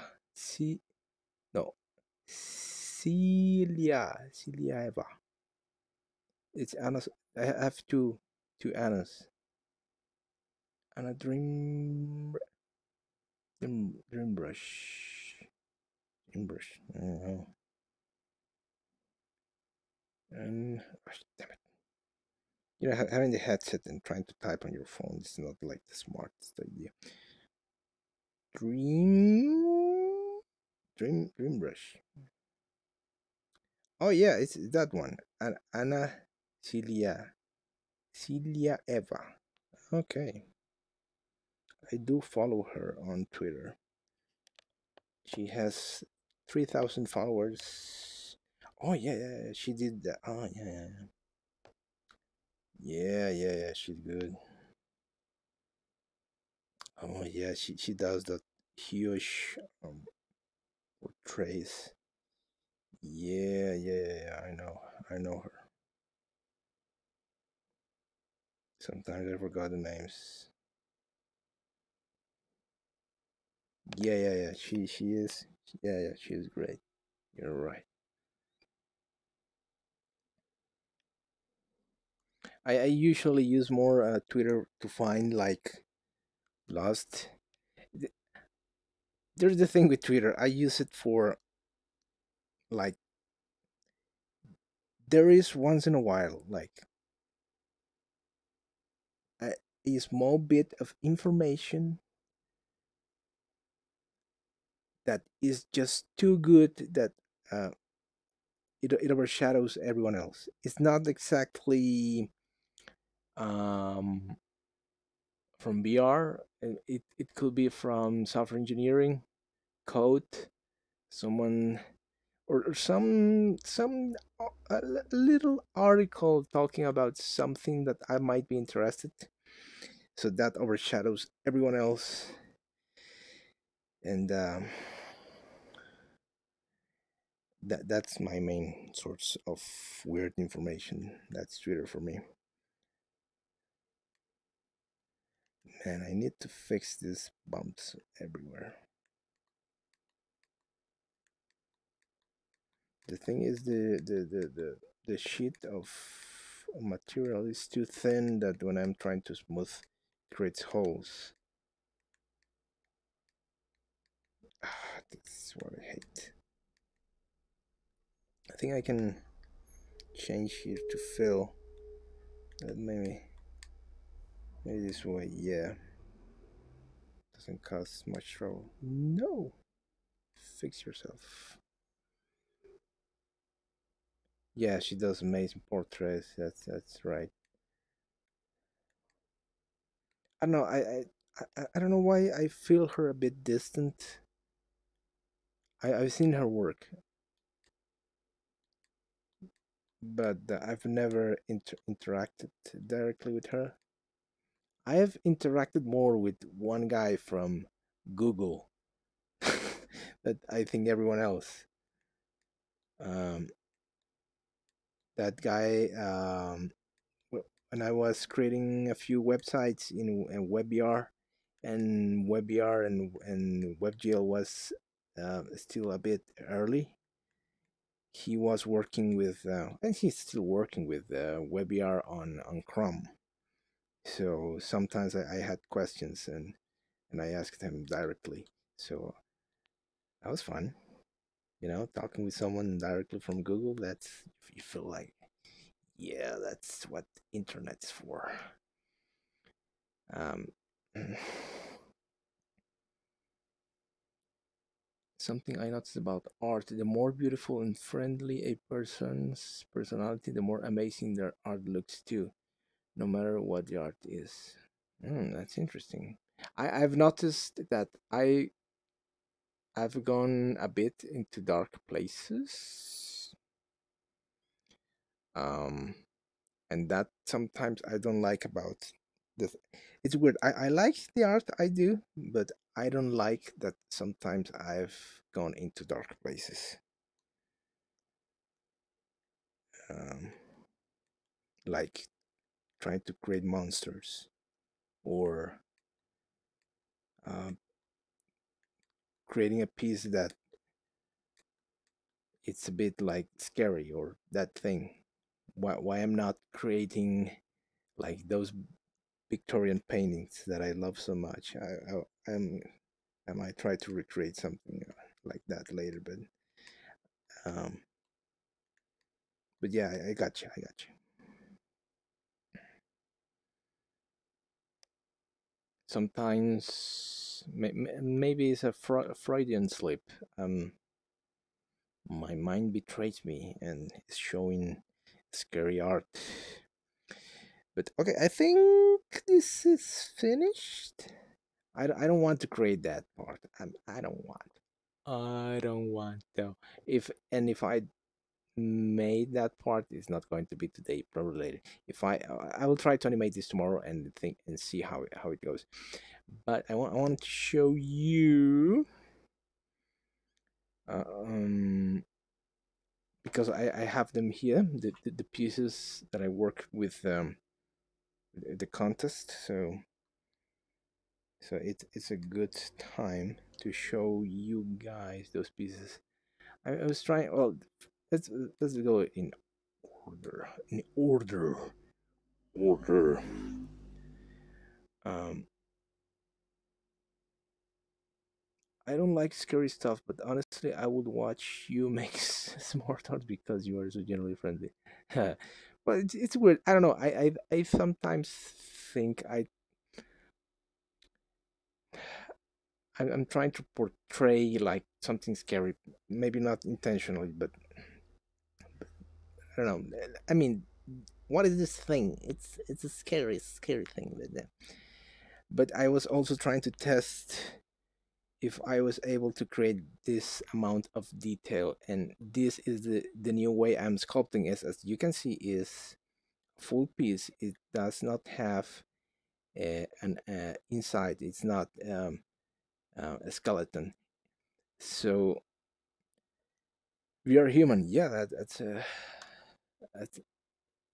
wow, no, let me read the chat again because I'm a bit lost. Do either of you guys know we are human? Just blowing up on Insta. Yeah, he does art every day. He's crazy. He's crazy like no one. I don't know what he does on his on daily basis, but he creates something new every day, and I think he is crazy. I don't know how he does. I have lately a lot of spare time, and I don't do that. I don't do a thing every day. He's crazy. He's like that guy who does a thing every day. He did it for 10 years. He's still doing that thing for 10 years, and he creates a beer human. He creates a small piece every day, but I think that's enough. You learn something from creating something every day. So yeah, he creates a piece, I think, in Tilbrush, and then he creates a little video, and that's it. But I don't know, it's a bit tiresome to work on that thing every day, I think. Oddly enough, I haven't talked that much with your human. Um, he's cool and friendly. I actually don't know. He seems approachable. He is right now, I think, traveling with Estela Tse. Um, she's also into VR and VR art,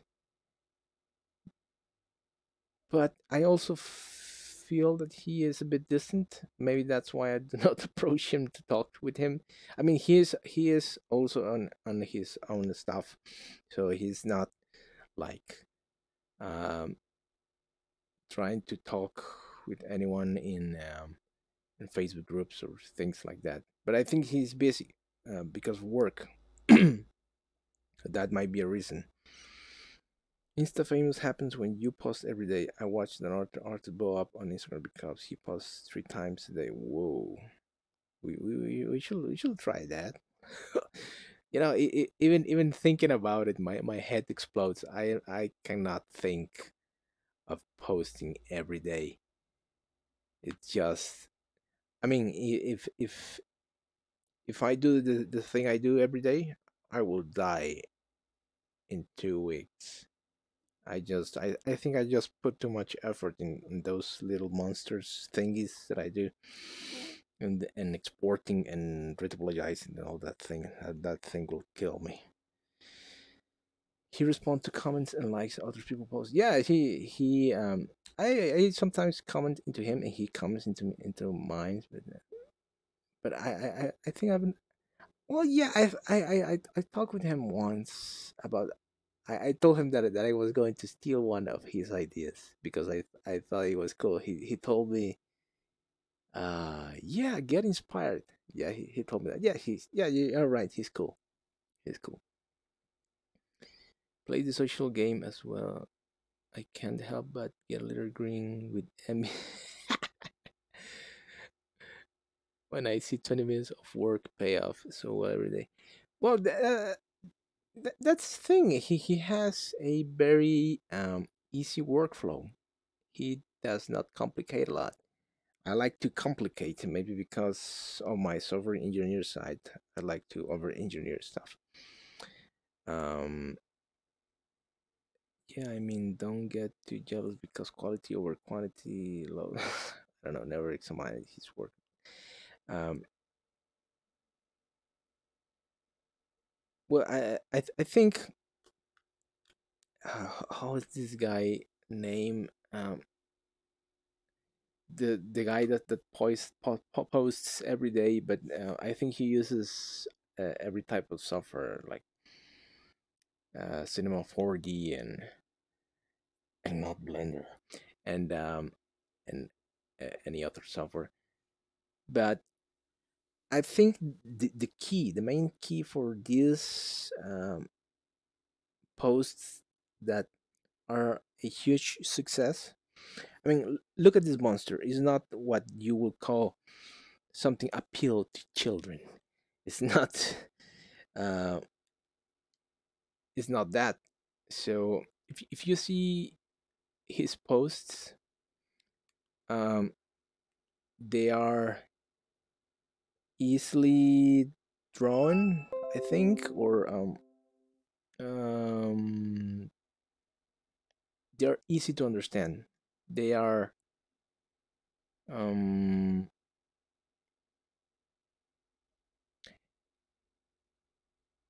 easy for the mind to digest, and they are not complex to make. But he has done some complex work too, so I don't want to diminish his work. He has a mind for it, um, and that requires thought, a bit of thought. Um, and in 3D sculpting, that takes a this thing, to create these things, even when it's small, it takes a lot of work.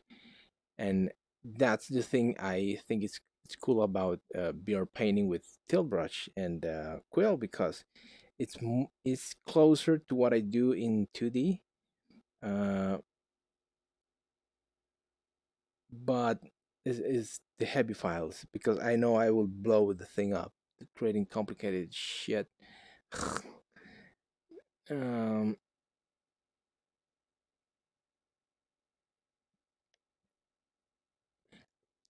there is one post I created a while ago. If you check my profile, um, it's literally called Vaporwave.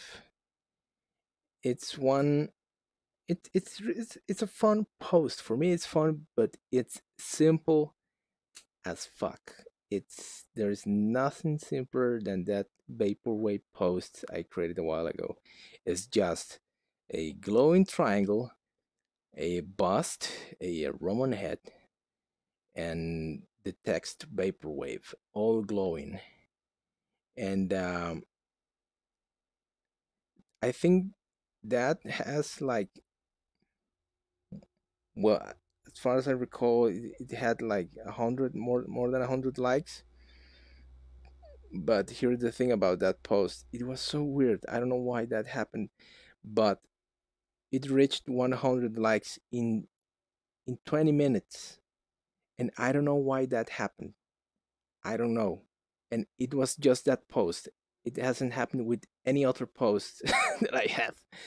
But I guess it's because of the glowing colors and the nice message and its simplicity.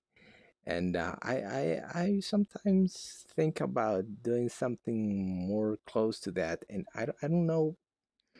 I don't understand it. But I mean, do you think that what you are doing it's complex enough to attract people? But no, people don't want that. People want easy stuff. We should try that as a social experiment, um, and to see if we can, or who can get more likes in a day for the stupidest post with the most glowing thing is. I think my most viewed Instagram thing is a floating skull and bright colors. Yeah, I think there is something about the neon colors and and cyberpunk imagery that works a lot. We got a balance between social game and the quality arts game. Yeah, yeah, yeah, yeah. That's complicated. I sometimes think I don't want to sacrifice my artistic perception or artistic quality, trying to sell my soul in um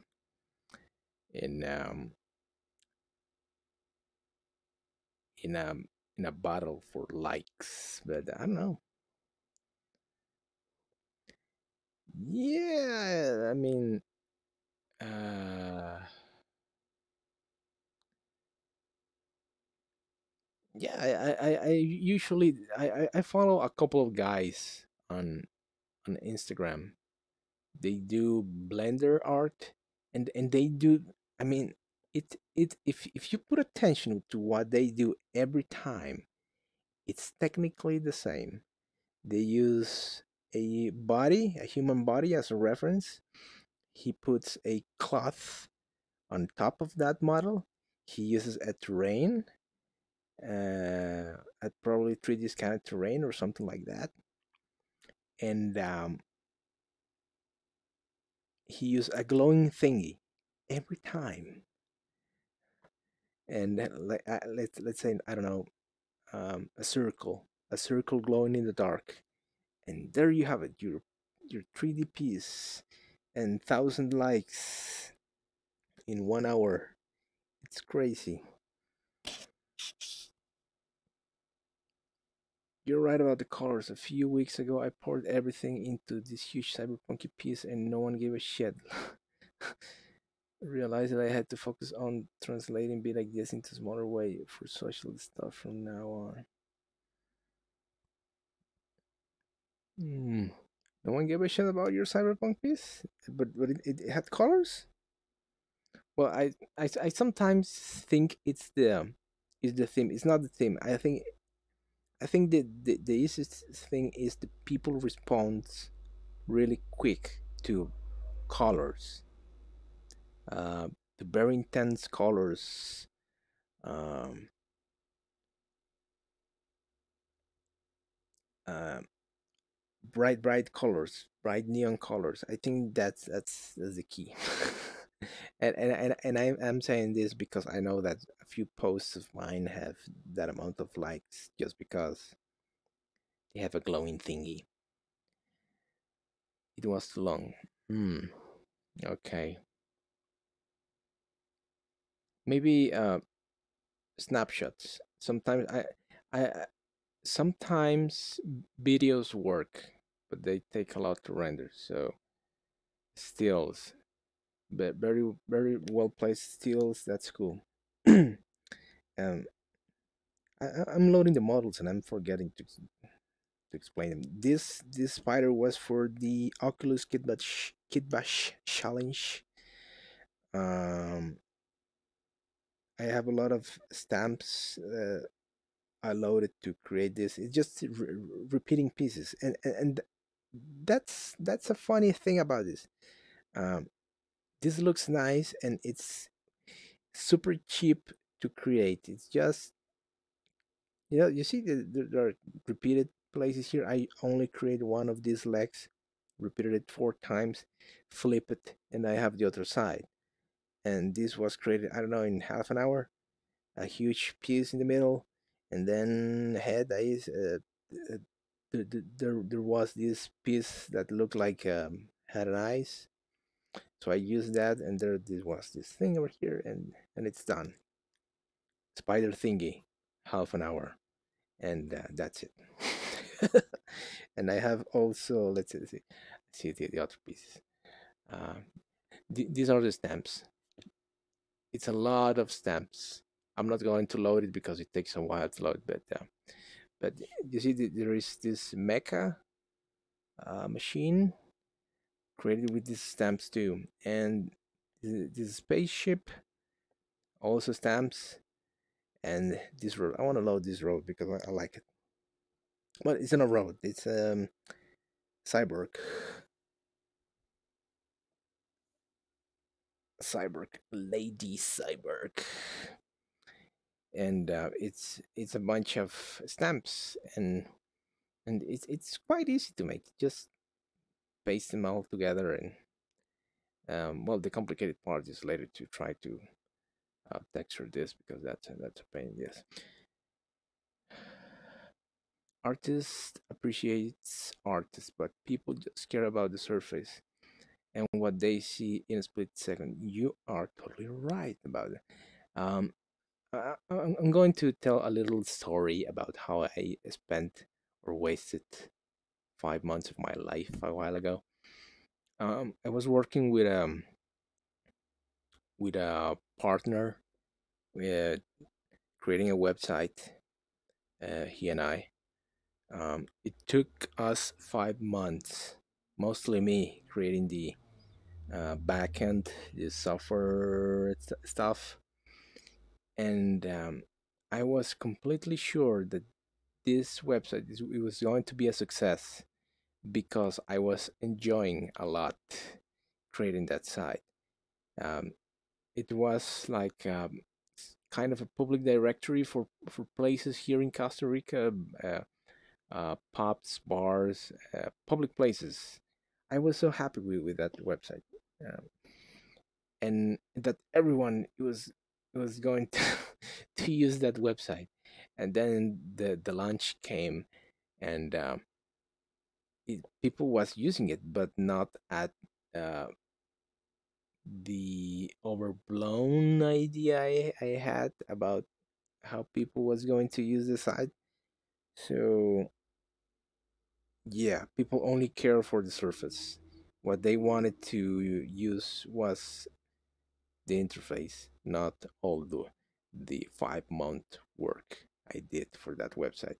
And no one care about that 5 month um, period or what you did below the surface. They just wanted to use the interface, and that killed me a bit.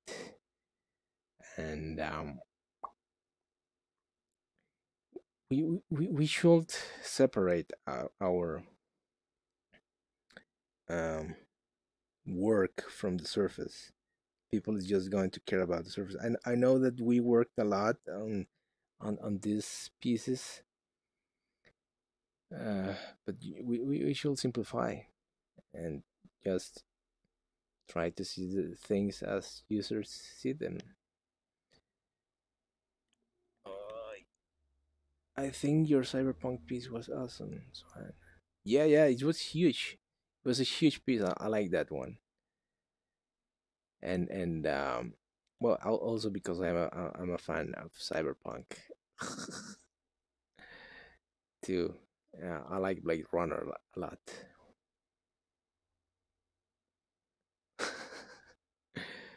I'm reading the comments. There's so much love in the chat. It's a gamble. We never know what's going to be accepted and appreciated. And that's the thing. That's what gets me mad, because we should know that by now. And I think we know. I think you and I, you, Sabi, and Swan, we know what people like, but we are denying it inside. We don't want to sell our art in a cheap way.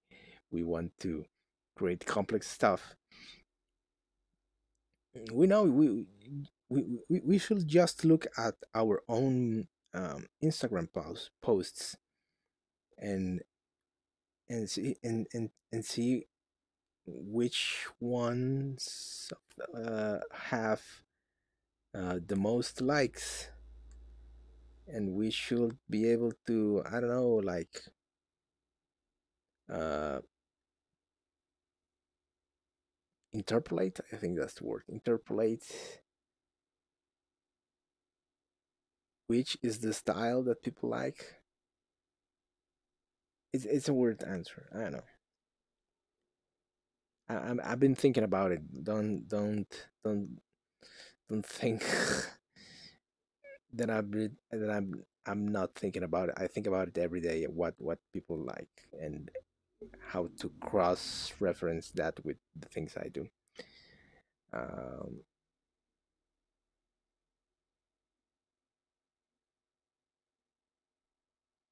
No, no, no, no, no, no. I know. We all are in the same battle. We are all trying to struggle to figure out what people like, but that's the thing is that and here is the thing that where we are three going to die a little. The the thing that each of us three individually like is not what um, everyone likes, and that hurts because everyone thinks that the thing that you do is the thing that everyone likes, and that's not true. And I think we lie to ourselves, thinking that if I put a lot of effort in this, people is going to love it. And no, people don't care about those 5 months you spent creating that website. They don't care. Um, this little piece, trying to distract my mind about the suffering of art. Um, this piece I created with the new technique too. It has a bit the shape of my head. I don't know if there is a layer with my head here. Yes, there it is. Yes, that's me. Um, and I was sculpting another helmet. If yeah, that's what's this thing? Oh, that's the yeah, that's the thing. Yeah, but that this is the new way I'm trying to sculpt. So I have less material inside and try to avoid the um, scaffold or grid. Um, but I'm still experimenting with it, and that's how I created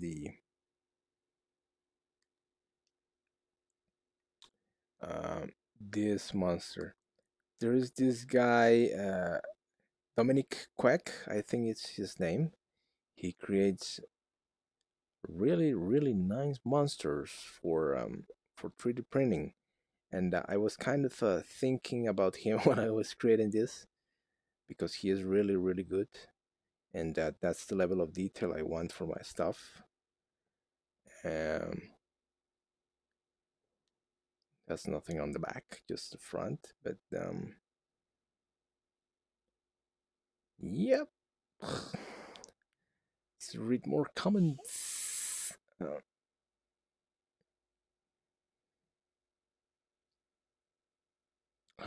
It's raining. It's going to rain or just thunder. But yeah, I think we should reevaluate what we're doing without trying to sacrifice our artistic convictions. You miss the thunder and lightning rain? Where are you at right now?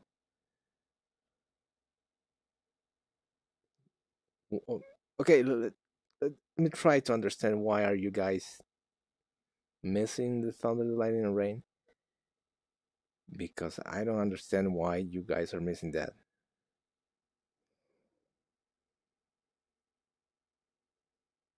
Or maybe it's because today it rained here for me, and a few days ago, and here it rains like 90% of the year. So I don't understand that you guys maybe are right now in autumn or fall, and it comes winter next, and you guys don't see that. It never rains in California. What it doesn't rain in California? What the hell? Oh, and the fires, yeah. Oh, the forest fires, that was damn, like someone blowing glitter on your windshield, just that. That's how much it rains. We have that kind of rain here at the end of the year. We call it um, cat hair because it's just that thin thin of rain. It's been hot and dry here for the last week. The cool change is welcome. Okay. Here we have our. Technically, today starts summer, but it's between quotes because it's going to be cold until probably February. And then from February, March, April, it's hell on earth here. Um, but it rains sometimes. It just it's quite hot. Fairy dust rain. Yeah, yeah. I know that rain. It's it's cool. Here we have. I don't know if you guys have that when it rains. Sometimes when it rains here, it rains and it's sunny at the same time. It's weird. It's like there is an opening in the clouds, and the sun is shining through the clouds, and but it's like only in the region where I live. Even people from outer parts of my country uh, have I've seen raining with sun, and they can't believe it. But how is winter in California? Is it? I guess it's not that. There is no snow in California, right?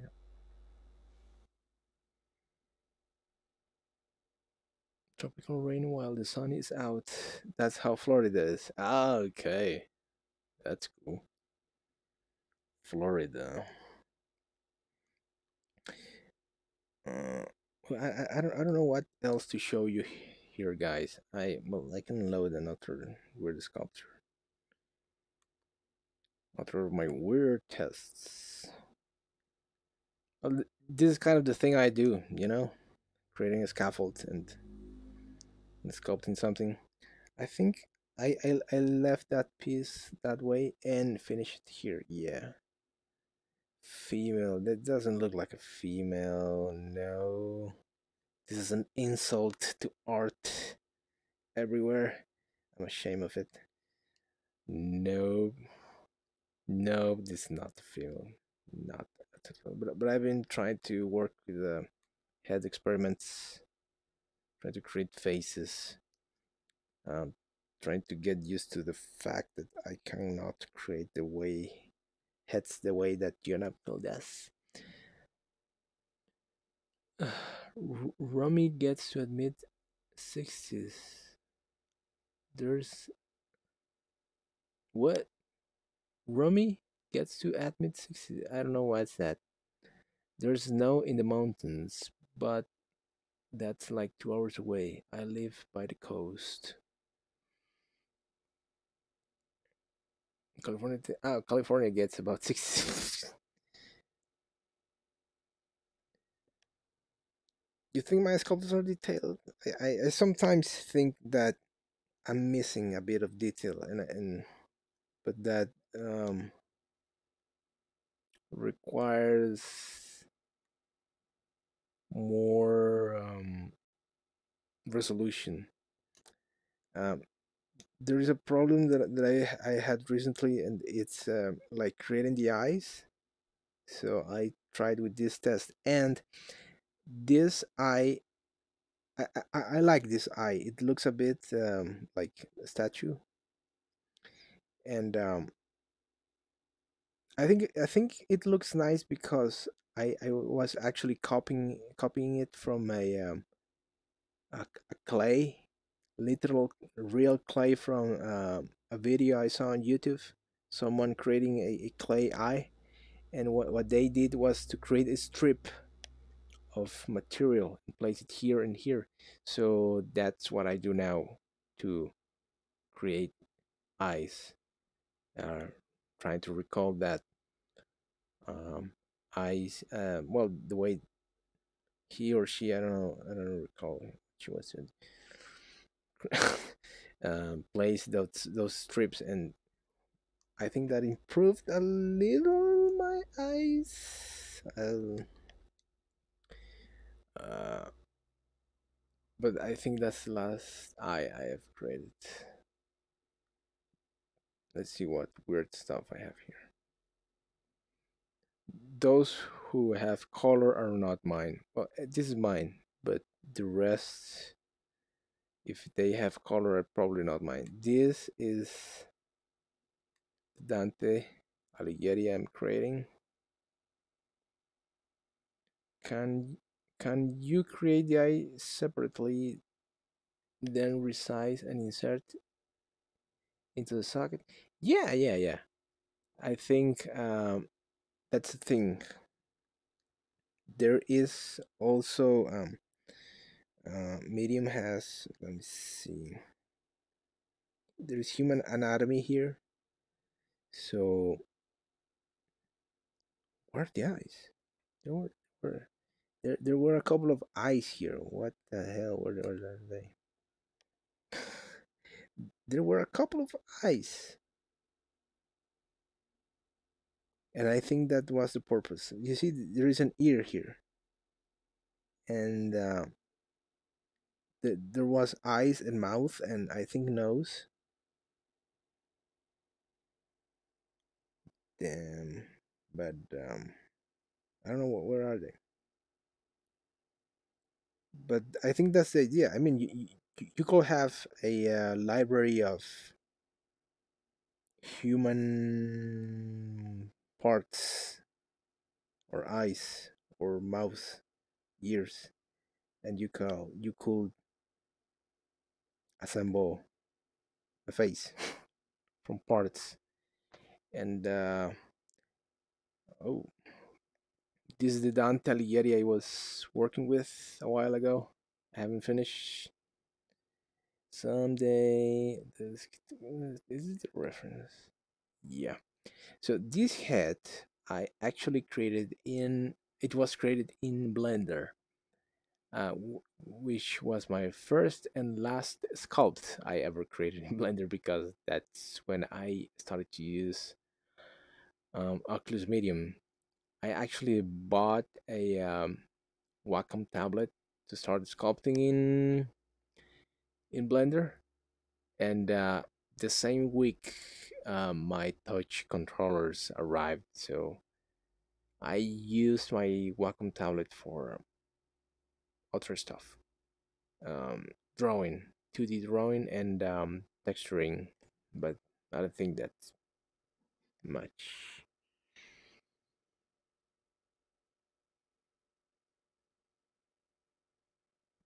it it would have been a very amazing video if it would have recorded my voice, my beautiful voice, my not entirely not egocentric voice talking right now. So yeah, I finished. Well, I think I finished this. The whole Dante Alighieri body, all that was sculpted in medium, his hat, and I have like 1,000 references around me from uh, different works from Gustave Doré, and trying to replicate the hat, that weird hat he has.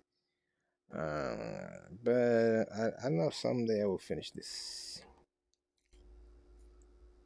Let's see what else do I have here. This is not mine. Uh,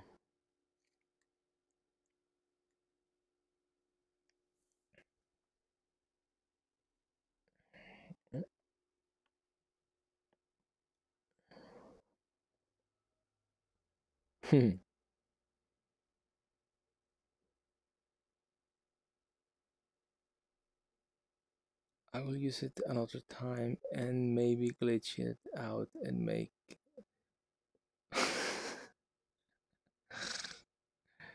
That will be interesting.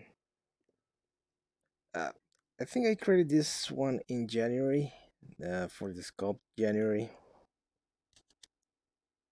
Um, so I used the head stamp and a cube to create hair, and I think the most sculpting I did for this was the horns, and I totally reshaped the cheeks and the eyes uh, to look a bit more like,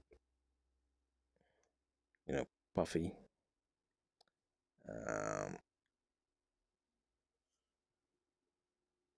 and let me see, what else do I have here. I created another version. Yeah, many of these sculptures are from January.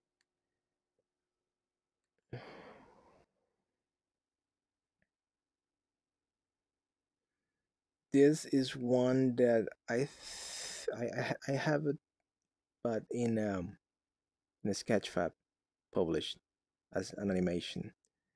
Uh, one more for my obsession with headgear.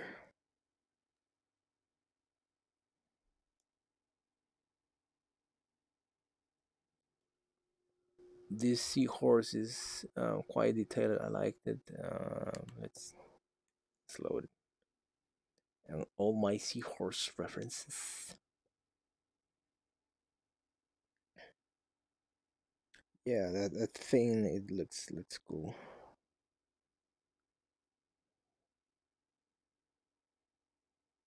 Oh, that thing looks weird.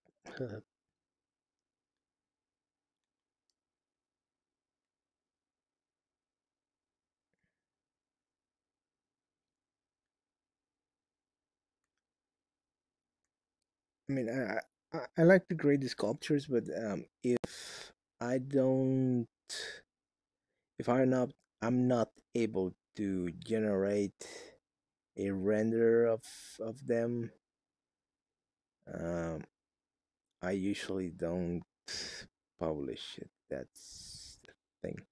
I think for this one, I created my own skull. I'm not sure. I think I did. Let's let's remove the glasses. I think I did. That's why the shape is not entirely correct, but that's the fun part about it. And this teeth just carved away, and I like that. And a bit of curlicue or engraving or whatever. But sometimes it's hard because sometimes all the detail is in the original sculpture, and sometimes that gets lost on the web version. Okay, goodbye, Tabib. I'm actually finishing here too. I don't have much to show now. Um, so how about if we all go to sleep? What do you think, Swan? Oh, you don't. You are on the other side of the world.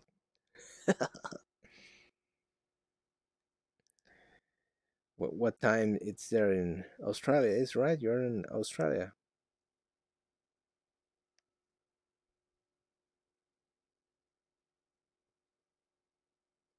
I'm not going to for three. for Well, you could go to bed.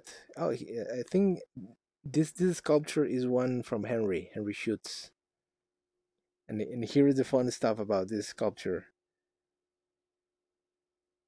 It starts here, and he points there, and there's this huge, scary stuff. Bloody Henry. Fucking hate it because of it. I remember the first time I saw this, it just scared the shit out of me. Uh, It's ugly.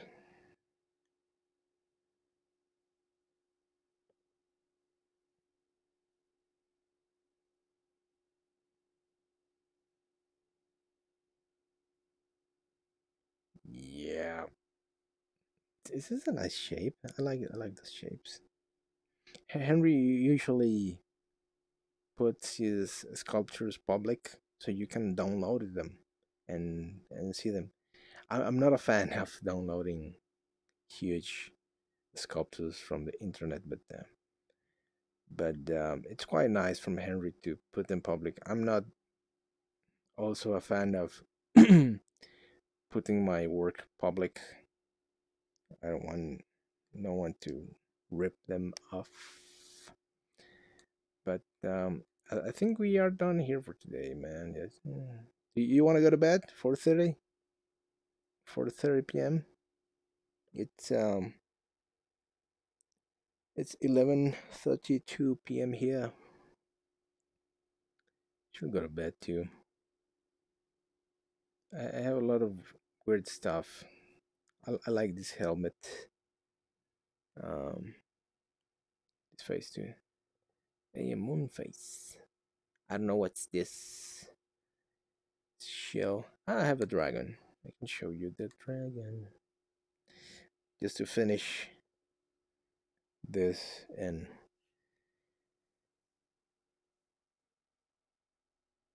well, yeah, just to finish the stream, this little dragon I created in January. I should I should animate this. It's not that um it should be easy to animate. Creating a couple bones for it. That'll be nice. So yeah, thanks Swan for staying. It was fun to have someone to chat. So where's my mouse? If I can find my mouse, I can switch. But yeah, this is the end. Thank you very much. So see you guys later.